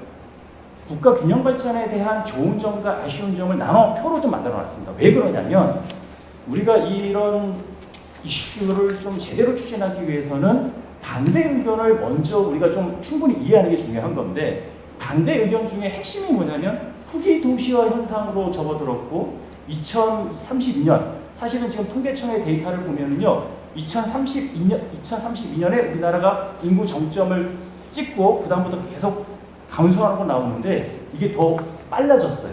왜냐하면 저희가 AI, 인공지능에도 기술을 투자하고 있고 여러 가지 상황 변화 때문에 2032년이 아니라 2028년에서 9년이면 인구 최고의 정점을 찍고 그 다음부터 떨어지는 거죠. 그러니까 완전히 후기 도시화 현상으로 들어가면서 저성장, 양극화, 노령화, 인구 감소, 저출산, 그러니까 지방 소멸 이거를 겪고 있는데 이걸 많이 이런 후기 도시화 현상에서 국가균형 발전과 수도 이전은 굉장히 위험한 거라고 생각하고 있는데 저는 그렇게 생각하지 않아요. 항상 위기는 기회의 의미였거든요. 후기 도시화 현상이 오히려 국가균형 발전을 이끌어내는데 훨씬 더 좋은 기회의 요인이 될 수 있다. 그리고 지금은 많은 측면에서 그거를 가능하게끔 해줄 수 있는 법, 제도적, 기술적 이런 것들이 자본적 역량을 우리나라가 갖고 있지 않나 이런 생각이 좀 들고요. 그런 측면에서 앞으로 좀 해야 될 게 지리적, 물리적, 심리적 사회통합 특히 심리적 사회통합은요 교통수단이 굉장히 중요하거든요. 저희가 이 KTX, GTX라든지 물론 좀 더 먼 미래의 얘기겠지만 아주 고속교통 수단이 나오는 것들은 지역을 발전시키는데 엄청난 영향을 갖췄어요. 예를 들어서 두바이가 나중에 석유가 고갈되고 미래를 준비할 때 왜 드론 택시를 고민했겠습니까? 아주 획기적인 교통수단이 지역을 살리는데 굉장히 중요한 영향을 한다는 거죠. 그런 측면에서 우리가 좀 들여다봐야 된다라는 게 좀 있고요. 7분이니까 좀 넘어가도록 하겠습니다. 그래서 제가 지금 그 부분에 대해서 좀 이번에 인식의 전환 때문에 우리나라 인구 변화의 추이에 대한 얘기를 좀 들어놨고, 그리고 국가 균형 발전은 이건 다 알고 있는 사실입니다. 새로운 게 아니고요. 핵심 계획 요소라는 게 있습니다. 제가 드린 3페이지에 적어놨는데 이게 중앙정부와 지방정부, 그 다음에 중앙과 지방, 이 역할이 좀 나눠져 있어요. 제가 드린 자료에 3페이지에 나와 있는데 이거를 많이 혼동하다 보니까 우리가 갖고 있는 예산과 시간 이런 것들을 어디에 집중해야 될지가 항상 헷갈리는 건데 도시 교통이라는 측면에서 봤을 때 중앙정부의 역할은 신속성과 정시성을 갖춘 고속교통수단을 확대해 주는 게요, 중앙정부의 큰 역할입니다. 이 부분을 저희가 많이 신경 쓰고 있는 거고, 그러면은 고속도로도 있지 않느냐? 아까 이상대 박사님의 발표 자료에 자율주행을 견인한 스마트 도로도 나와 있는데, 물론 이것들이 효과가 있지만 가장 좋은 거, 신속성과 정식성을 갖고 있는 거는요, 철도 중심이에요. 그래서 저는 오히려 앞으로 고속도로라든지 도로는 투자를 줄이고 우리가 고속교통 철도망으로 가야 된다는 게 저는 개인적으로 제 주장인데, 이 부분이 중앙정부가 집중적으로 투자할 수 있는 부분인 거고, 나머지 이제 지방정부인데요. 3페이지에 제가 그림을 하나 그려놨는데 한번 보십시오.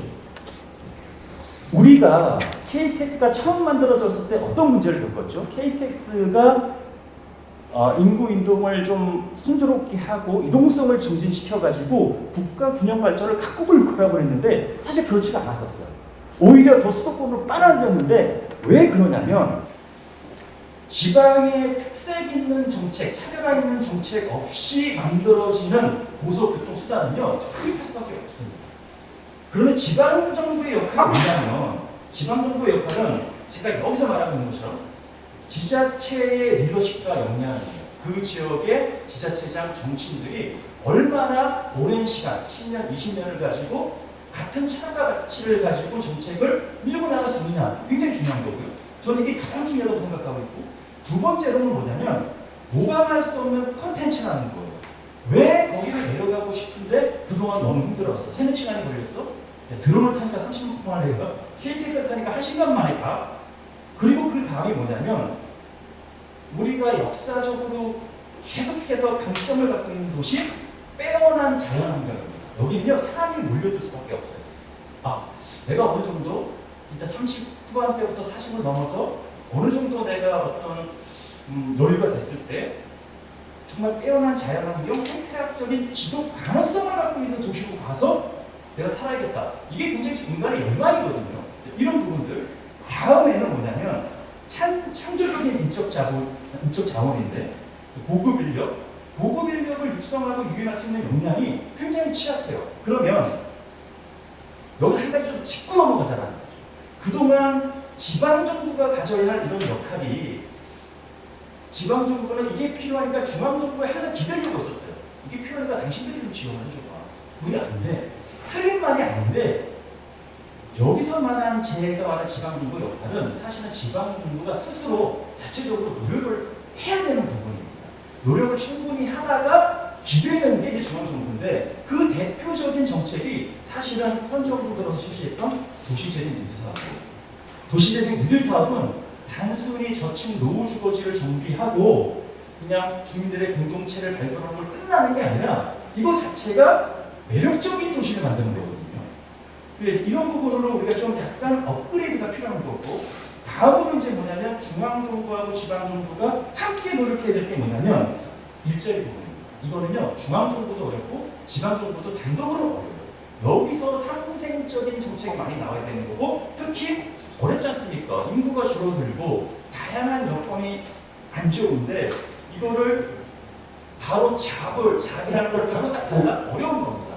그러니까 실험할 수 있는, 다양한 실험할 수 있는 웍을 많이 만들어내야 되는 거죠. 그 일감이나 일거리가 우리가 사회적 실험을 통해 가지고 일자리로 가야 되는데 이런 사회적 실험은 좀 지속이 돼야 될 것 같고, 다음으로 이제 수도권의 역량은 딱 이제 세 가지거든요. 풍부한 투입자원, 혁신 역량, 산업 클러스터인데 오히려 이제 약점은 또 뭐냐면 안정성이라고 그러죠. 열악한 주거 환경은 우리나라 전반이 비슷한데 수도권은 그 안정성을 가지고 굉장히 어려운 점이 있어요. 그리고 또 수도권 자체가 우리나라에서는 영향을 갖고 있지만 메가시티로서 국제 경쟁력은 갖고 있나? 런던권, 도쿄권, 싱가포르권, 오사카권, 팔권과 비교하면요, 우리나라의 경기도권의 메가시티권은 아직까지 많이 약해요. 이 부분에 대해서 고민이 좀 많이 필요할 것 같고, 다음으로는 산업 클러스터가 어느 정도 유지되어 있다고 하지만 지금의 산업 클러스터는 경계로 붙이는 게 아닌데 탈경제적인 부분들, 이런 부분들이 우리가 좀 더 많이 좀 고민을 해야 되는 부분이 아닌가, 이 생각이 좀 들었고요.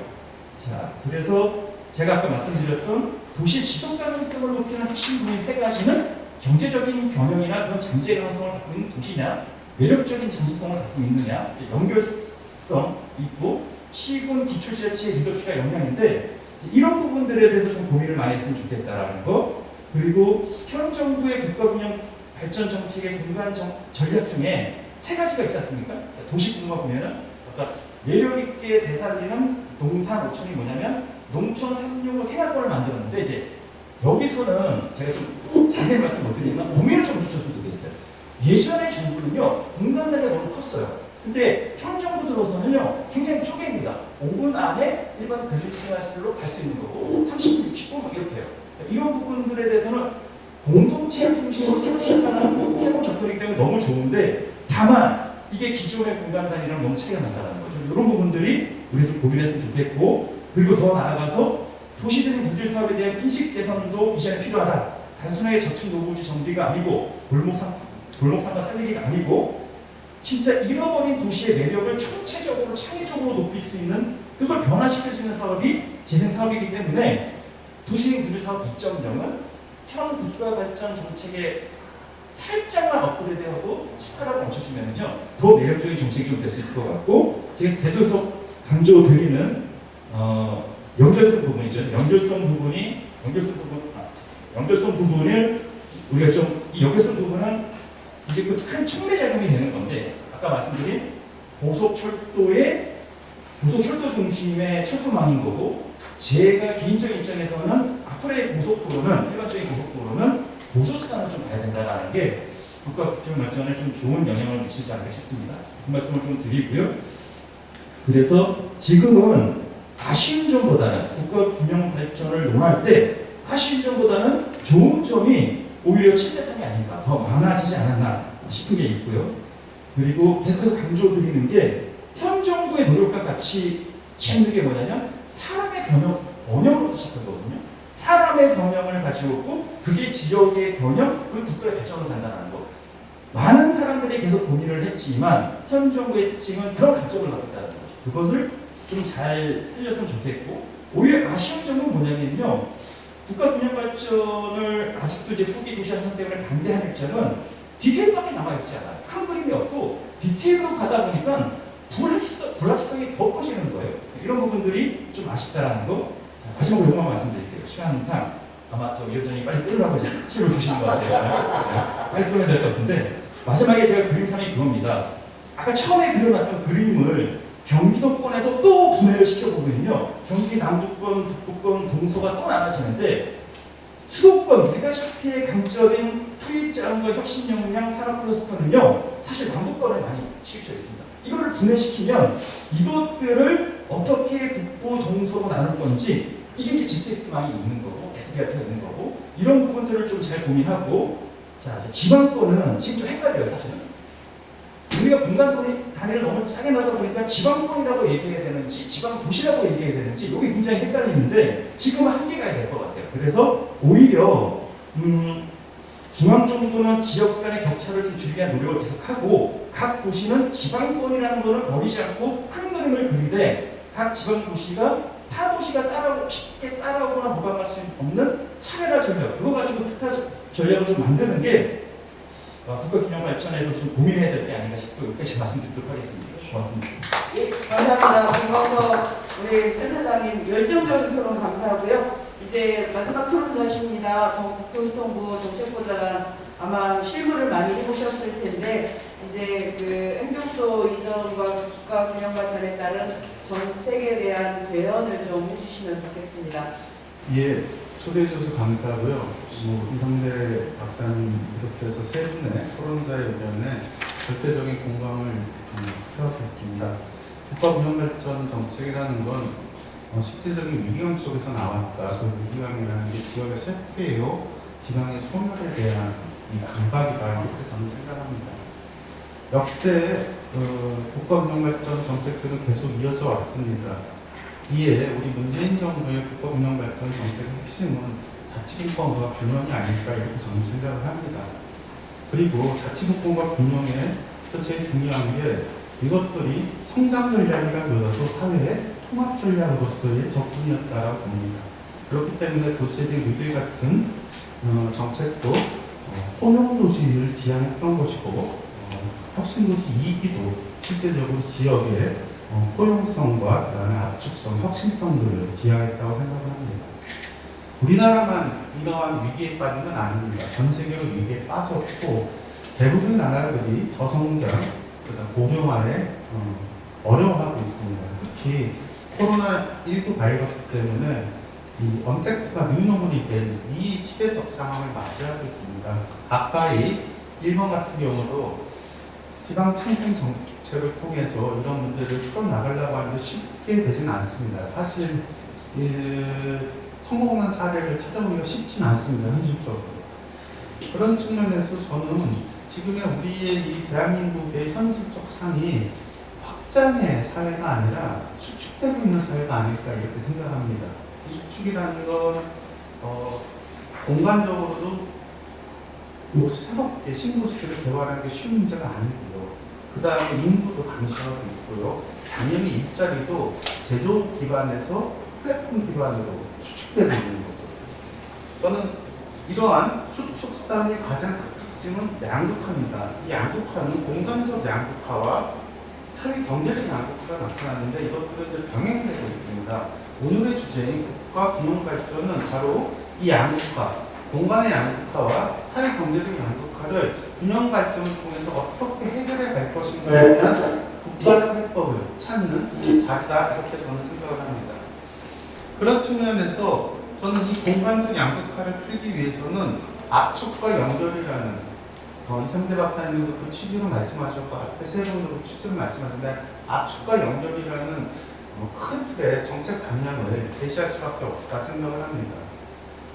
이 압축이라는 게 우리가 광역도시권을 얘기하고 광역생활까지 얘기해도 그 안에서 압축할 수밖에 없습니다. 그 안에서 지역 거점도시를 성장시키고 지역 거점도시에 쇠퇴나 소멸위기에 있는 지역들을 링크시켜야 됩니다. 그리고 지역 거점과 거점들을 연결해내야 됩니다. 물론 경기 수도권만 보더라도 경기권만 보더라도 지역 거점 도시 간의 연결성들이 굉장히 허약합니다. 그럼 다른 도시로 봤을 때 그 허약성은 더 많이 드러나 보인다는 거죠. 이렇게 압축과 연결을 통해서 추진해야지 바로 공간의 연결성들이 나옵니다. 모든 지역을 골고루라는 표현으로는 이제 우리가 이 문제를 해결해 간다는 건 쉬운 과제가 아니라고 생각합니다.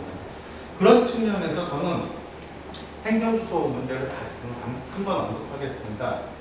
행정수도 세종특별자치시는 자유도시가로서의 자기 상징성을 만들어 나가고 있다고 생각합니다. 이 대한민국이 행정수도인 세종특별자치시를 자족도시로서 그 다음에 행정수도로서 그리고 완성성들을 만들어내지 못한다면 사실은 국가 균형 발전에 대한 신뢰를 국민들에게 얻기가 좀 쉽지 않으리라고 생각합니다. 당연히 개별적인 의제로만 놓고 보면 국회의사당 세종군원이나 중앙정부의 행정기능 이전이 좀 완결될 필요가 있습니다. 물론 국회의사당 세종군원이라는 게 작년에 어디까지 하지 말고 이런 용역보고서가 나온 걸로 알고 있지만 그래도 국회에서 더 디테일한 논의가 좀 필요한 영역이고요.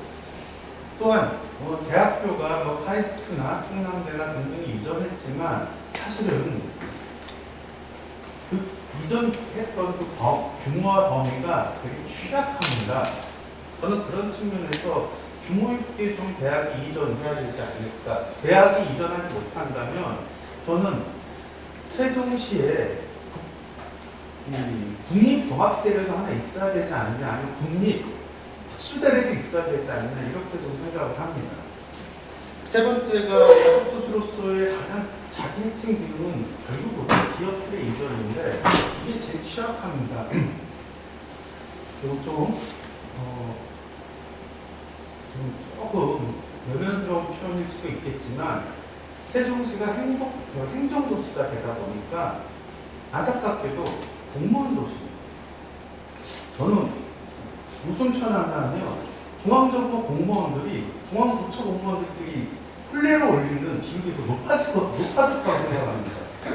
공무원 사회는 굉장히 우리 사회의 다양성을 봐줘야 됩니다. 근데 다른 공무원과 공무원들이 결혼하면 그 다양성들을 보는 세계적 시각들이 줄어든다는 거죠. 그렇기 때문에 세종특별자치시는 굉장히 직업이, 공간이, 그 다음에 인구 구성이 다양해지는 다양성의 도시, 이런 생태계를 만들어가지 않으면 대한민국 국가와 국민들을 위해서 봉사 헌신을 한 공무원들의 시야가 좁아질 수 있다는 우려감이 있습니다. 저는 개인적으로. 마지막으로 이렇게 말씀드리겠습니다. 당연히 세종특별자치시 정도 되면 국가의 상징력 정도 하나 있어야 되지 않을까. 그리고 중요한 교통, 이 철도가 연결돼야 되지 않을까, 이렇게 말씀드리겠습니다. 아까 우리 이창규 기획조정관님께서 말씀하셨는데 제가 보충하는 지금 세종시 인구가 35만 4천 명 정도 됩니다. 그 중에 행복도시랑 불리우는 곳에 대략 한 26만 명 정도가 거주하고 나머지 10만 명 정도가 그 외 지역에 거주하는데 그 10만 명 중에 절반이 조치원읍에 거주합니다. 그렇기 때문에 소정면, 연기면, 연동면, 전동면 이런 데에 소멸위기는 그 안에서도 좀 굉장히 위기감이 커지고 있지 않을까 이렇게 생각을 합니다. 어쨌든 이러한 더불어민주당의 국가운영 발전, 행정주도 완성이라는 이 문제를 더불어민주당이 추진하는 데 대해서 동의하고요. 이걸 통해서 국가운영 발전의 시금석들이 다시 한번 만들어지는데 저도 입주할 수 있으면 도움이 되도록 하겠습니다. 이상 토론 마치겠습니다. 네, 감사합니다. 이주연 보좌관님 말씀 잘 들었고요. 사실은 기존의 토론 방식이라고 하면 플로어에서 우리 패널 분들께 발제하신 그 연구원님께 질의도 하고 응답도 하고 이렇게 되겠는데 이게 이제 온택트 시대의 약간의 비극? 그렇습니다. 그래서 저희들끼리만 이렇게 토론하는 걸로 만족해야 될 것 같고요. 총평을 저희 우원식 단장님께서 경기도 대토론회와 관련한 총평을 좀 듣고 제가 마무리하는 걸로 그렇게 하겠습니다. 총평이랄 거 없고 하여튼 오늘 말씀 잘 들었습니다. 실제 이런 토론을 하면 우리 당에서도 그 국가균형발전과 행정수도 완성이라고 하는 큰 주제를 가지고 출발을 했기 때문에 국회의원들도 굉장히 많이 참여했습니다. 하나는 행정수도를 이전해서 완성하는 그거를 계속 추진해왔던 거는 아무래도 충청권 분들이 많고 또 하나는 그렇게 가면 서울의 여론이 지난번에도 부정적인 뭐가 빠져나가기 때문에 부정적인 여론이 많고 이제는 수도권 인구가 전체의 과반이 넘기 때문에 이 서울 수도권의 동의를 얻지 않으면 이 일이 쉽지 않은 일이지 않습니까? 그래서 그런 동의를 얻고 서울 수도권의 비전을 잘 만들어내기 위해서 이게 내려가더라도 새로운 수도권의 비전과 전략 이런 것들을 잘 만들기 위해서 이 수도권 특히 이제 서울의 국회의원들이 5분, 충청도 5분, 그리고 경기도에서 2분 참여를 해서 전체가 17분 중에 그렇게가 12분입니다. 그리고 각 지역에 한 분씩 포함시켜서 지역마다의 고민을 잘 수렴하는 그런 이제 구조를 가지고 있는데 이분들이 다 와서 같이 해야 되는데 코로나 시기여서 이렇게 저하고 책임의원 둘이 앉아서 듣는데 오늘 주신 말씀들은 잘 정리하고 또 우리 임정복 의원님이 책임을 맡고 있기 때문에 이것을 정리해서 저희가 보고서도 내고 그 보고서는 국회에서 균형발전 특위가 만들어지는 제일 중요한 건 여야 합의로 해야 되는 거기 때문에 지난번에 이제 헌재 그런 결정이 헌재에서 결정 때문에 진행이 안 됐다라고 합니다만 근본적으로는 국민들의 전체 동의가 제대로 안 돼 있었고 그런 속에서 헌재 결정이 났던 거기 때문에 국민들의 동의를 구하는 게 굉장히 중요하고 그 과정은 국회에서 특위를 통해서 합의해 나가는 것이 중요하다고 저희들이 생각하고 있는 거죠. 그래서 보고서를 특위가 구성되면 특위에다가 제출해서 거기에서 논의의 틀로 만들고 아까 말씀하신 대로 당장 할 수 있는 일은 빨리 하고 아니면 그 장기적으로 실현 가능하게 만들어야 될 부분들은 좀 더 논의를 해서 진행시키는 그렇게 진행시켜 나갈 거고요. 특위가 만들어지지 않으면 저희 그 TF팀이 행정수도 이전에 관해서 저희 의견을 내야 되겠다 이런 생각을 하고 있습니다. 이게 사실은 국민의힘에게 제안한 게 두 달 정도 시간을 갖고 특위를 만들자 이렇게 했는데 그게 이제 9월 말 10월 초거든요. 시간이 많지 않은데 아직도 별 관심을 안 갖고 있어서 그 모두에도 얘기했습니다만 매우 섭섭합니다. 이게 그냥 어느 정당이 이렇게 제기한 일이긴 합니다. 이게 이제 여당에도 제기하는 것도 맞는 일이고요. 그렇게 하면 그 100년지 대계이기 때문에 정말 이제는 불균형한 이런 그 우리나라 전체 상황을 방치해 놓고 그거는 이제 선택의 문제가 아니라 국가의 생존에 관한 문제이기 때문에 그 논의를 해야 될 텐데 논의에 참여하지 않고 무관심하게 있는 것에 대해서는 사실 굉장히 분노스럽습니다. 그게 안 되면 행정수도 완성에 대한 우리의 입장 그리고 서울 수도권의 비전에 대한 우리의 입장 이런 걸 정해서 내놓을 생각이고요. 그리고 국가균형발전과 관련해서 보고서를 잘 만들어서 당장 할 수 있는 일과 더 논의해야 될 일, 이런 것도 좀 정리를 하고, 그래서 정부에도 제출하고, 각 당에도 제출하고, 이렇게 해서 그거를 실현시켜가는. 그렇게 하고 나면, 그 다음에, 대통령 선거 과정에 이거를 정리해서, 추진해 갈 수 있는 일을 만들어야 되겠죠. 어쨌든, 오늘 주신 말씀, 경기도의 여러 가지, 말씀, 특히 이제, 우선은 헌법을 적극적으로 하는 건 국회다. 거기에 전적을 동의하고요. 그래서 지금으로서 우리가 할 수 있는 일은 지금 우리 나라가 겪는 고통을 해결할 수 있는 그것을 공론화하고 만들어가는 일을 당에서부터 국회가 해 나가야 되겠다 이런 말씀드리고 특히 지방 분권과 함께 가야 된다는 말씀을 적극적으로 동의합니다. 지난번 제가 원내대표 할 때 개헌을 추진했었는데 그때 중요한 부분 중에 하나가 지방분권 개헌이고 거기에 재정분권까지는 그게 그런 것들 핵심을 들어가는 거예요. 지금이야 분권 상태가 사월세방 정도의 분권 아닙니까? 20% 정도의 분권. 그거를 분양까지는 못 가더라도 전세방 정도로는 만들어야 이게 진행이 되는 거니까 그것과 함께 국가의 균형발전 문제를 논의해야 된다는 말씀에 아주 동의하면서 잘 보입니다. 또 경기도를 보면 산업수도 경기 전략, 또 서울과 수도권 경기가 원시티로 가는 원시티 전략, 그리고 남북한의 교류협력을 중심으로 앞으로 발전해갈 접경지역의 전략, 이런 것들이 함께 잘 논의되고 검토가 되어야 된다고 말씀드리면서 오늘 주신 말씀들은 앞에서 말씀드린 대로 저희도 잘 정리하고 더 발전시켜서 반드시 국가의 균형 발전이 잘 이루어질 수 있도록 이렇게 해나가겠다는 말씀입니다. 감사합니다.